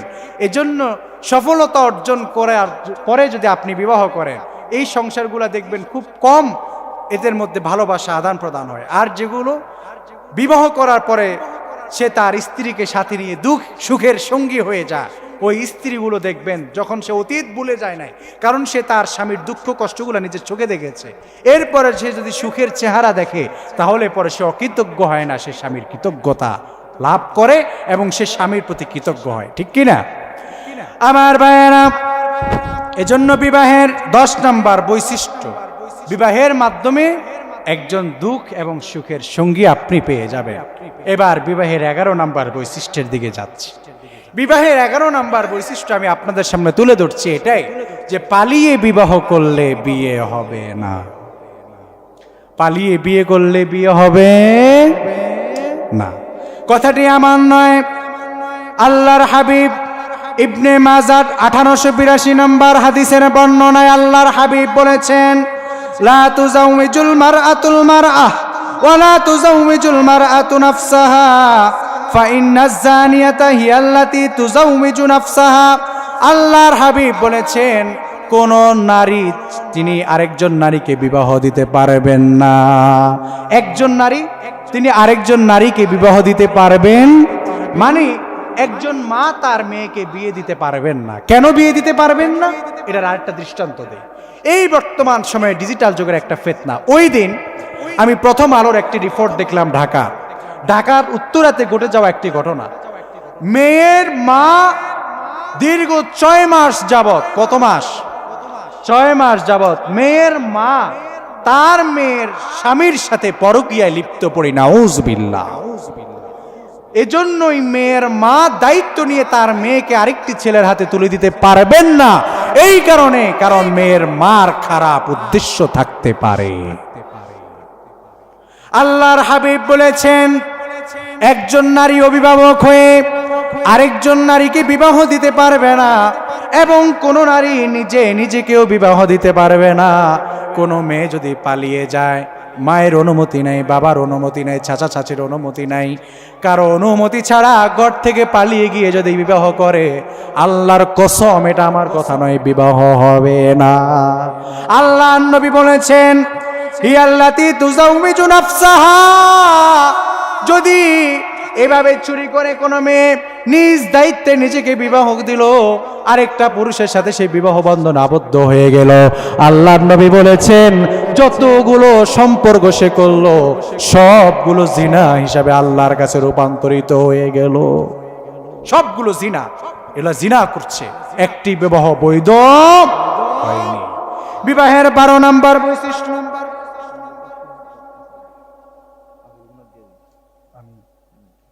বিপ্লবী আসবে না, আচ্ছা আমার ভাইয়েরা, বিবাহের 12 নম্বর বৈশিষ্ট্য হচ্ছে মোহর প্রদান করা ফরজ। মোহর প্রদান করা কি? আপনারা আর 20-25 মিনিট বসতে পারবেন না ধৈর্য ধরে? হাত দুটো উপরে তোলেন, আবার জোরে টান টান করে, গলা একটু জারেন জোরে, লিল্লাহে তাকবীর। কি লালপুরে মানুষের আওয়াজই নেই। কালকে দাউদকান্দি আলোচনা করতে গেলাম, এর থেকে আরো কম মানুষ, কিন্তু আওয়াজ যেই বেশি, আল্লাহু আকবার, আমি কথাই বলতে পারি না, আমি কথা বলার আগে ওরা চিল্লা উঠে। তো দাউদকান্দি আর তিতাস কাছাকাছি, আপনাদের আওয়াজ এত কম কেন? তবারক দিতে হবে মনে হয়। সব খিদে লেগে গেছে, হ্যাঁ? আচ্ছা, আর বেশি না, আর মাত্র 15-20 মিনিট, 30 মিনিট ইনশাআল্লাহ। সবাই আবার হাত তোলেন, হ্যাঁ জোরে, লিল্লাহে তাকবীর। মাশাআল্লাহ, এখন মনে হচ্ছে যে একটা মাহফিল হচ্ছে, আর কিছু মানুষ আসছে। আল্লাহু আকবার। আসুন, বিবাহের 12 নম্বর বৈশিষ্ট্য শেষ একদম।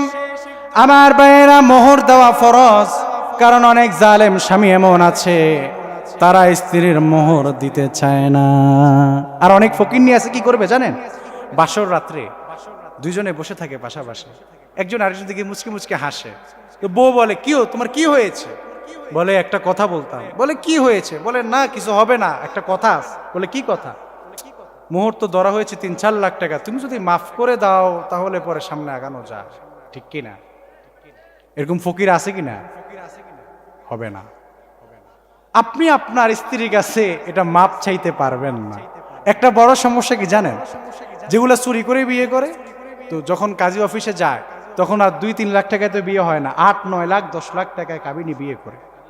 কারণ মোটা অঙ্কের দাবি দাবা সেখানে থাকে, কারণ ওরও মনের মধ্যে ভয়, কারণ তুই যে কেমন চরিত্রওয়ালা, তোর সাথে তো আমি 4 বছর ছিলাম, তোরে তো আমি ভালো করেছিনি, কোন সময় তুমি আমার আরেক মেয়ের পিছনে দৌড়াও। তো এই একটা ভয়, এজন্য সে বলে কাবিন 3-4 লাখ হবে না, 10 লাখ। তো এ মনে করে ছেলে মানুষ তো আবেগ বেশি, ভালো তো বাসে কলিজাটা দিয়া, সমস্যা নেই, 10 লাখ না 20 লাখ না, গোটা দুনিয়ার বিনিময়ে তোমারে বিয়ে করলাম, লেখো যা ইচ্ছা তা লেখো। বিয়ার 2-3 মাস পরে যখন বনিমানা হয় না, এবার সমাজের সালিশ ডাকো, ঠিক কিনা? মাতাব্বর ডাকে, তখন মাপ চায়, পা ধরে, হাত ধরে, মেয়ের পা তো ধরে ধরে, শাশুড়ির পাও ধরে, ঠিক কিনা আমার ভাইয়ারা? আল্লাহ তাআলা কোরআন আল কারীমে বললেন, আতুন নিসা সাদাকাতিহিন্না নিহলা ফাইন তিবনা লাকুম আন শাইইম মিনহু নাফসান ফাকুলুহু হানিআম মারিয়া। আল্লাহ পাক বললেন, তোমরা তোমাদের স্ত্রীদের মোহরকে পরিশোধ করে দাও, দেন মোহর পরিশোধ করে দাও। দেন মোহর কতটুকু পরিমাণ হবে আমার ভাইয়েরা? দেন মোহর ততটুকু পরিমাণ। জায়গায় বিয়ে পড়ানোর জন্য আমাকে নিয়ে গেছে, আমার ভক্ত খুব ভালোবাসে আমাকে।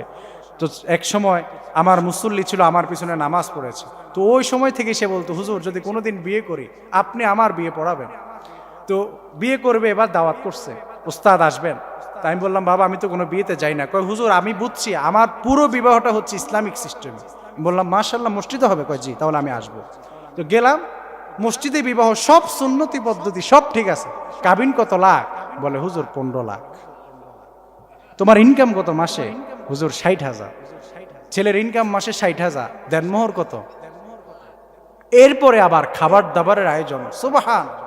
যদি একটু চিংড়ি না হইছে, খাবার দাবার যদি একটু লবণ বেশি হইছে, অথবা নিজে জোর জুলুম করে এসে বরযাত্রীর নামক কিছু খাদক, বরযাত্রী এটা ইসলামের শরীয়তে জায়েজ নাই। হ্যাঁ, যদি মেয়ের বাবার সামর্থ্য থাকে, মেয়ের বাবা যদি বলে যে আমি সচিত্তে মনে খাওয়াতে চাই, কিন্তু এটা তো এখন হয় না, বরং কন্ট্যাক্ট করে ছেলের বাবা। কতজন খাওয়াইতে পারবেন ব্যয় বলেন, আগেই ক্লিয়ার করেন। আপনি যতজন খাওয়াবেন আমিও ততজন খাওয়াবো, এর বেশি একজনও সম্ভব না, ঠিক কি না? আমার ভাইয়েরা, মেয়ের বাবা, মেয়ের বাড়িতে কোনো অলিমা নেই, কিন্তু বরযাত্রী নামক কিছু খাদক, রাক্ষস আর কিছু রাক্ষসী, এগুলা যায়। রাক্ষসের থেকে রাক্ষসীর গলার আওয়াজ বেশি থাকে। যদি একটু খাবার এদিক সেদিক হয়েছে, কি রান্না করছে, রান্না করতেই পারে না, এই বাড়িতে আসছে বিয়ে দিতে, এখানে আত্মীয় করবো, প্রথম খাবারই তো উল্টা পাল্টা, প্রথম খাবারই তো খাওয়াইতে পারে না ঠিক করে, প্রথম মেহমানদারি তো করতে পারে না। এরপরে সায়দারি করতে গেলে একটু এদিক সেদিক হয়, পোলাফাইন এলাকার সায়দারি করতে গেলে একটু কম বেশ হয়, এটা নিয়েও রাগারাগি আছে না নাই? এগুলো কি ব্যবহার সিস্টেম? না, সিস্টেম নয়। এরপরে আরেকটা বড় ফিতনা হচ্ছে, বিবাহতে এই সমাজের নিম্ন শ্রেণীর গরিবেরা দাওয়াত পায় না, ঠিক কি না? মনে রাখবেন, যে বিবাহতে গরিবের জন্য স্থান নেই, ওই বিবাহ আল্লাহর দরবারে কবুল হওয়ার সুযোগ নাই। ওলিমার নাম দিয়ে এইসব চাঁদাবাজি আর ব্যবসা এই সমাজকে ধ্বংস করেছে। টেবিল নিয়ে বসে আছে, খাতায় কলম নিয়ে, ভিক্ষুকের দল, ফকির। যদি এই সামর্থ্য না থাকে, তোরে খাওয়াইতে বলছে কে? খাওয়াবি না, ঠিক কি না? অলিমা করার দরকার নেই, যদি আপনার সামর্থ্য না থাকে। আবার ভিক্ষার থলি নিয়ে বসতে হয় কেন? ভিক্ষার থলি নিয়ে বসছে, কে কত দিবে আবার লেখে, কম দিলে পরে আবার পরের দিন চা দোকানে কয়, আরে দূর, তোমার এতদিন ভালোই মনে করছিলাম, তুমি আসলে মন থেকে এতটা বড় হৃদয়ের না, ঠিক কি না? এর জন্য এগুলা স্বভাব চেঞ্জ করতে হবে আমার ভাইয়েরা, এই সমাজ পরিবর্তন করতে হবে।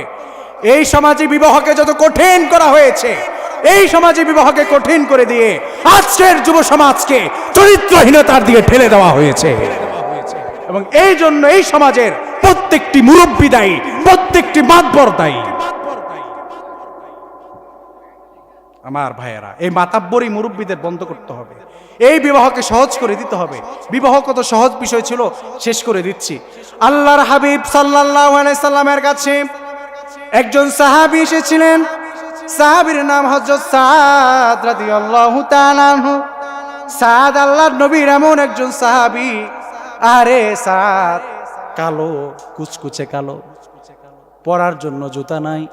আল্লাহর নবীর কাছে এসেছেন, ইয়া রাসূলুল্লাহ, আমার বিবাহের বয়স হয়েছে, আমার ভিতরে যৌবন এসেছে, ইয়া রাসূলুল্লাহ, আমি আমার চরিত্রকে হেফাজত করতে চাই, আমি বিবাহ করতে চাই, ওগো নবী, আপনি আমার জন্য বিবাহের ব্যবস্থা করে দেন। আমাকে তো মদিনার কোনো মেয়ে পছন্দ করে না। আল্লাহর হাবিব বললেন, সাদ যে তুমি বিয়ে করবা?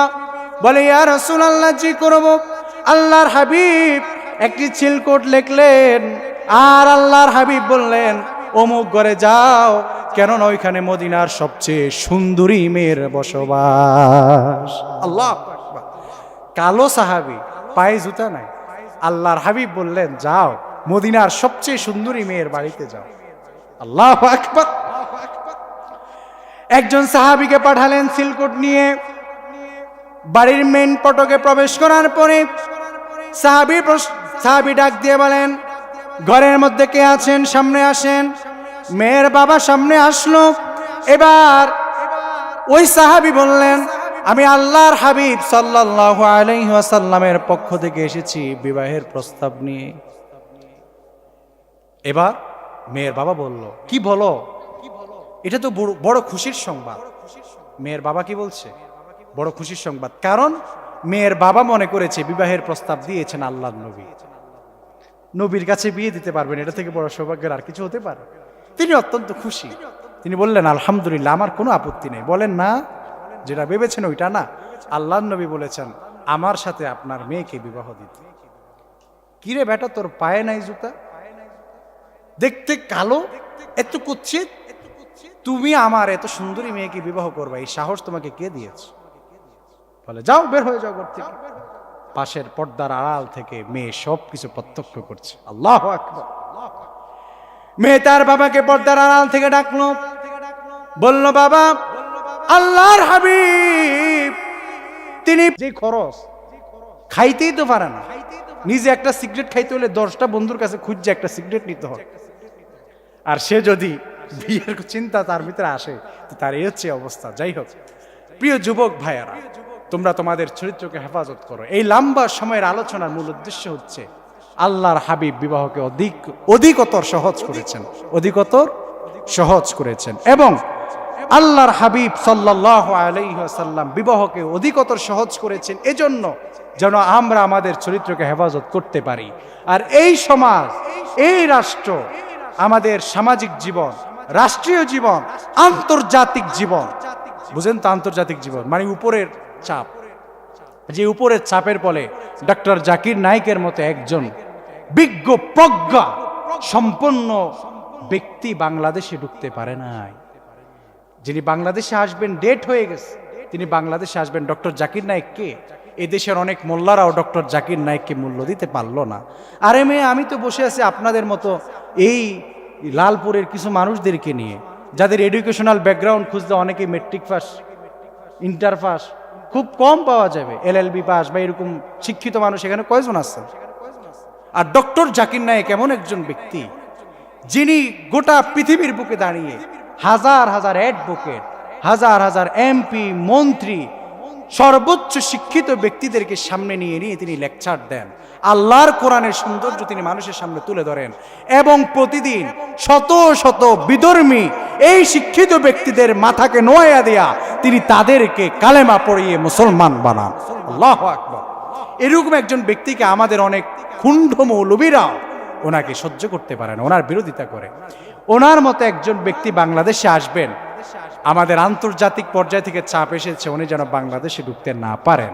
আমাদের বাংলাদেশের বর্তমান অন্তর্বর্তীকালীন সরকার তিনিও বলে দিলেন অসম্ভব, ডক্টর জাকির নায়েক বাংলাদেশে ঢুকতে পারবেন না। তাহলে পরে বোঝা গেল আমাদের বাংলাদেশ, যদিও আমরা মনে করি ডক্টর ইউনূস চালায়, আসলে ডক্টর ইউনূস চালায় না, চালায় কে? বাহিরে চালায় কে? দেশের চাবিকাঠি কোথায়? তার কারণ হচ্ছে একটাই, আজ পর্যন্ত স্বাধীনতার পর থেকে এখন পর্যন্ত আমরা একজন সৎ লোককে সেই স্থানে বসাতে পারি না। অন্যের তাবেদারি ছাড়া আর কিচ্ছু না। আমার ভাইয়ারা, আল্লাহ পাক রব্বুল আলামিন আমাদেরকে সামনে সঠিক সিদ্ধান্ত নেওয়ার তৌফিক দান করুন এবং আল্লাহ পাক আমার এই যুব সমাজকে, আপনি আশ্চর্য হয়ে যাবেন, এই যে 7ম শ্রেণীর বইতে এই বছর ইংরেজি বইতে সমকামিতা ঢুকিয়ে দেওয়া হয়েছে। সমকামিতা কি জিনিস? মেয়ে মেয়ে, ছেলে ছেলে একে অপরকে বিবাহ করবে। নাউজুবিল্লাহ। আমি তো মনে করি কুত্তাও যৌন সঙ্গমের জন্য আরেকটা কুত্তা খোঁজে না, কুত্তি খোঁজে।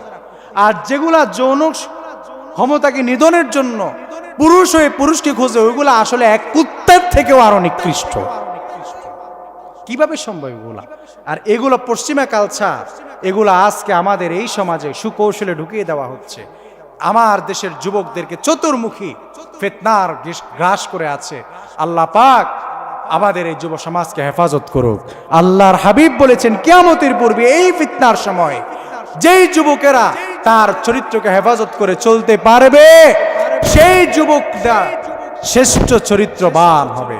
সেই যুবকরা আল্লাহর হাবিব সাল্লাল্লাহু আলাইহি সাল্লাম তাদেরকে তার ভাই হিসাবে আল্লাহর হাবিব সাল্লাল্লাহু আলাইহি সাল্লাম ঘোষণা দিয়েছেন। আল্লাহু আকবার। আমার ভাইয়েরা, বিবাহটা কিন্তু সহজ। বিবাহ কাকে বলে? আল্লাহ নবী সুলাইমান, তার বাবা দাউদ আলাইহিস সালাম, বাবাও প্রধানমন্ত্রী, ছেলেও প্রধানমন্ত্রী, ক্ষমতা কম না বেশি? বাবাও প্রধানমন্ত্রী, ছেলেও প্রধানমন্ত্রী।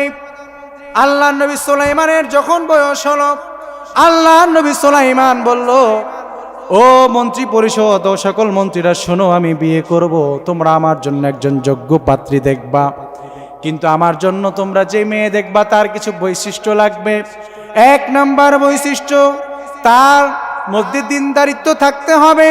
2 নাম্বার বৈশিষ্ট্য, তার মধ্যে আমানতদারিত্ব থাকতে হবে। 3 নাম্বার বৈশিষ্ট্য রূপসী হতে হবে। 4 নাম্বার বৈশিষ্ট্য হলো তার বংশ বড় কোনো বংশের হতে হবে, নিচু কোনো বংশের মেয়ে আমি বিয়ে করব না। আল্লাহর নবী সুলাইমান বিয়ে করবেন, দেশের প্রধানমন্ত্রী বিয়ে করবেন, এটা তো আর যেই সে খবর নয়।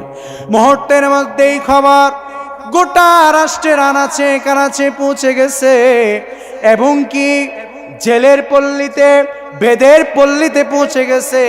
বেদে তাদেরকে বলা হয় যারা সাপ নিয়ে খেলাধুলা করে, আর জেলে যারা মাছ ধরে, সেই পল্লীতে পর্যন্ত সুলাইমানের বিয়ের খবরও পৌঁছে গেছে। আমার ভাইরা, আল্লাহ নবী সুলাইমান আলাইহিস সালাম বিয়ে করবেন, তার এই গুণাবলীগুলো শুনলেন। জেলের কানে যখন গেল, জেলে বলল, আরে আমার ঘরে একজন মেয়ে আছে, আর আমার মেয়েকে যদি আমি আল্লাহর নবী সুলাইমানের সাথে বিয়ে দিতে পারতাম, তাহলে পরে এটা আমার জন্য কত সৌভাগ্যের হতো। কেননা 1 নাম্বার আমার মেয়ে প্রেসিডেন্টের বউ হতো, এটা তো আমার জন্য অনেক বড় ভাগ্যের ছিল। আমার ভাইয়েরা, এই কথা বলে বলে বাবা চিন্তা করছে, আবার সুলাইমানের শর্তগুলা দেখছে।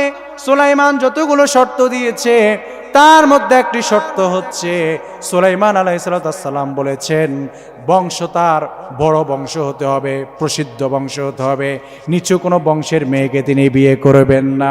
আমার ভাইয়েরা, আল্লাহর নবী সুলাইমান তিনি তো বড় বংশের মানুষ, জেলে তো নিচু বংশের মানুষ। জেলে চিন্তা করলো, আরে আমি তো আর এই মেয়ের সাথে, এই সুলাইমানকে, আমার মেয়েকে বিবাহ করার কোনো প্রশ্নই আসে না।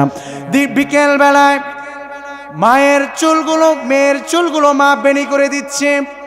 মেয়ে তার মাকে ডেকে ডেকে বলছেন, ওগো মা, শুনেছি দেশের প্রেসিডেন্ট সুলাইমান বিয়ে করবেন, আরে আমার বিয়েটা যদি সে সুলাইমানের সাথে হয়ে যেতে পারত, ওগো মা, আমার নারী জীবন ধন্য হয়ে যেত। আল্লাহু আকবার। তিনি বলছেন আমার নারী জীবন ধন্য হয়ে যেত। আমার ভাইয়েরা, মেয়ে তার মায়ের কানে এত জোরে একটা ছটকনা দিয়েছে, তুমি জেলের মেয়ে বিয়ে করতে চাও সুলাইমান রে, সাহস তো কম না। মেয়ে মায়ের থাপ্পড় খেয়ে চক্ষুগুলোকে কাপড় দিয়া ডাকলেন, ডেকে কাঁদতেছেন, আর ঘরের মধ্যে গিয়ে আল্লাহর কাছে যাচ্ছেন, ওগো আল্লাহ, জীবনে তোমার কাছে কিছুই চাই নাই, শুধুমাত্র আমি আমার জীবনে যদি তোমার পয়গম্বর স্ত্রী হয়ে কবরে যেতে পারি, তাহলে পরে আমার নারী জীবন ধন্য হয়ে যাবে। আমার ভাইয়েরা, আল্লাহর নবী সুলাইমান আলাইহিস সালাম এক পর্যায়ে তার সিংহাসন দখল করে নিয়েছে এক দুষ্ট জিন। লম্বা ঘটনা আমি সংক্ষিপ্ত করে দিচ্ছি। আল্লাহ পাক রব্বুল আলামিন কিভাবে পরীক্ষা নিচ্ছেন। দুষ্ট জিন ক্ষমতা দখল করে নেওয়ার পরে পুরা রাষ্ট্রের মধ্যে বলল, নকল সুলাইমান বের হয়েছে। আসলে যিনি আসল সুলাইমান তিনি গিয়েছেন বাথরুমে, এদিকে নকল সুলাইমান জিন সুলাইমানের সুরত ধরে গোটা রাষ্ট্রের মধ্যে খবর ছড়িয়ে দিয়েছে। আসল সুলাইমান যখন বাথরুম থেকে বের হলো, বের হওয়ার পরে সুলাইমানকে সবাই ধরে মারলো, কারণ বললো এটা নকল সুলাইমান। মারার পরে নদীর কিনারে রেখে আসলো। নদীর কিনারে আল্লাহ নবী সুলাইমানের ক্ষত বিক্ষত দেহ পড়ে আছে। এবার জেলে গেল মাছ ধরার জন্য, যা বলছে, যুবক তোমার পরিচয় কি? বলে, হ্যাঁ আমি আল্লাহ। তিনি বলছেন আমার পরিচয় আমার কোনো চেঞ্জ নাই, কারণ তিনি যদি তার পরিচয় দেন, পরিচয় দিলে পরে আবারও জেলে মারবে। তুমি সুলাইমান হলে নদীর পাড়ে কি? এক পর্যায়ে ওই জেলে সুলাইমান আলাইহিস সালামকে তার ঘরে নিয়ে গিয়ে তিনি চিকিৎসা করলেন, সুস্থ করলেন। এক পর্যায়ে ও জেলের মেয়ে এবং সুলাইমানের বিবাহ বন্ধনে আবদ্ধ হয়ে গেলে পরে আল্লাহ পাক রব্বুল আলামিন নবী সুলাইমানকে আবার তার নবুয়ত ফেরত দিয়েছেন। আমার ভাইরা, মূল কথা যেটা আপনাদেরকে বুঝাতে চেয়েছি, ঘটনা পুরাই সংক্ষিপ্ত, লম্বা বিষয়। আমি মূল বিষয় যেটি বুঝাতে চেয়েছি, তোমার কারো প্রতি তোমার দুর্বলতা আসতেই পারে, কারো প্রতি তোমার ভালো লাগা কাজ করতেই পারে, এটা আমাদের স্বভাবগত বিষয়। কিন্তু তাই বলে তুমি তোমার যৌবনকে, তুমি তোমার চরিত্রকে সেখানে বিসর্জন দিবা, এটা হতেই পারে না। বরং তুমি আল্লাহর কাছে দুইখানা হাত বাড়িয়ে দাও, আর আল্লাহর কাছে হাত বাড়িয়ে দাও, আল্লাহ পাক রব্বুল আলামিন তোমার সেই দোয়া এবং চাওয়াকে কবুল করতে পারেন কিনা? পারবে। আল্লাহ পাক সকল চাওয়া পাওয়াকে পূর্ণ করতে পারেন, কারণ তিনার কাছে সেগুলোর অভাব। তাহলে পরে যাই হোক, লম্বা সময় আলোচনা হলো, আমি ছোট মানুষ, আলোচনা করতে পারি না, অগোছানো আলোচনা, অনেক ভুল ভ্রান্তি হয়েছে, ক্ষমা করে দিবেন। যেই কথাগুলো বললাম, উক্ত কথাগুলো যেগুলো আমার মুখ থেকে সঠিক বের হয়েছে, আল্লাহ পাক উক্ত কথাগুলো আমাদের প্রত্যেককে আমল করার তৌফিক দান করুন। আর যে ভুল ভাল যেগুলো বের হয়েছে, আল্লাহ পাক আমাকেও ক্ষমা করুন, আপনাদেরকেও আপনাদের জ্ঞান থেকে এগুলো দূরে সরিয়ে দিন। এবং এতক্ষণ পর্যন্ত আপনাদেরকে কষ্ট দেওয়ার জন্য আমি ক্ষমা চাচ্ছি। আমি আপনাদের পাশে সোলাকান্দি জামে মসজিদে আছি, ইনশাল্লাহ আপনাদের দাওয়াত, সব সময় যাবেন, আসবেন, কথাবার্তা বলবেন। আমি আপনাদের এই মসজিদেও ছিলাম কিছুদিন। তো যাই হোক, আপনারা আমার মানুষ, আপনাদেরকে হৃদয়ের গভীর থেকে ভালোবাসি।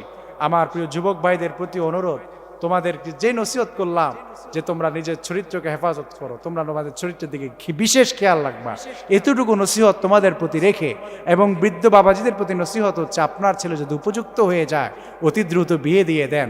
এই দুই দলের প্রতি দুইটি নসিহত রেখে আমি আমার আজকের আলোচনা এখানেই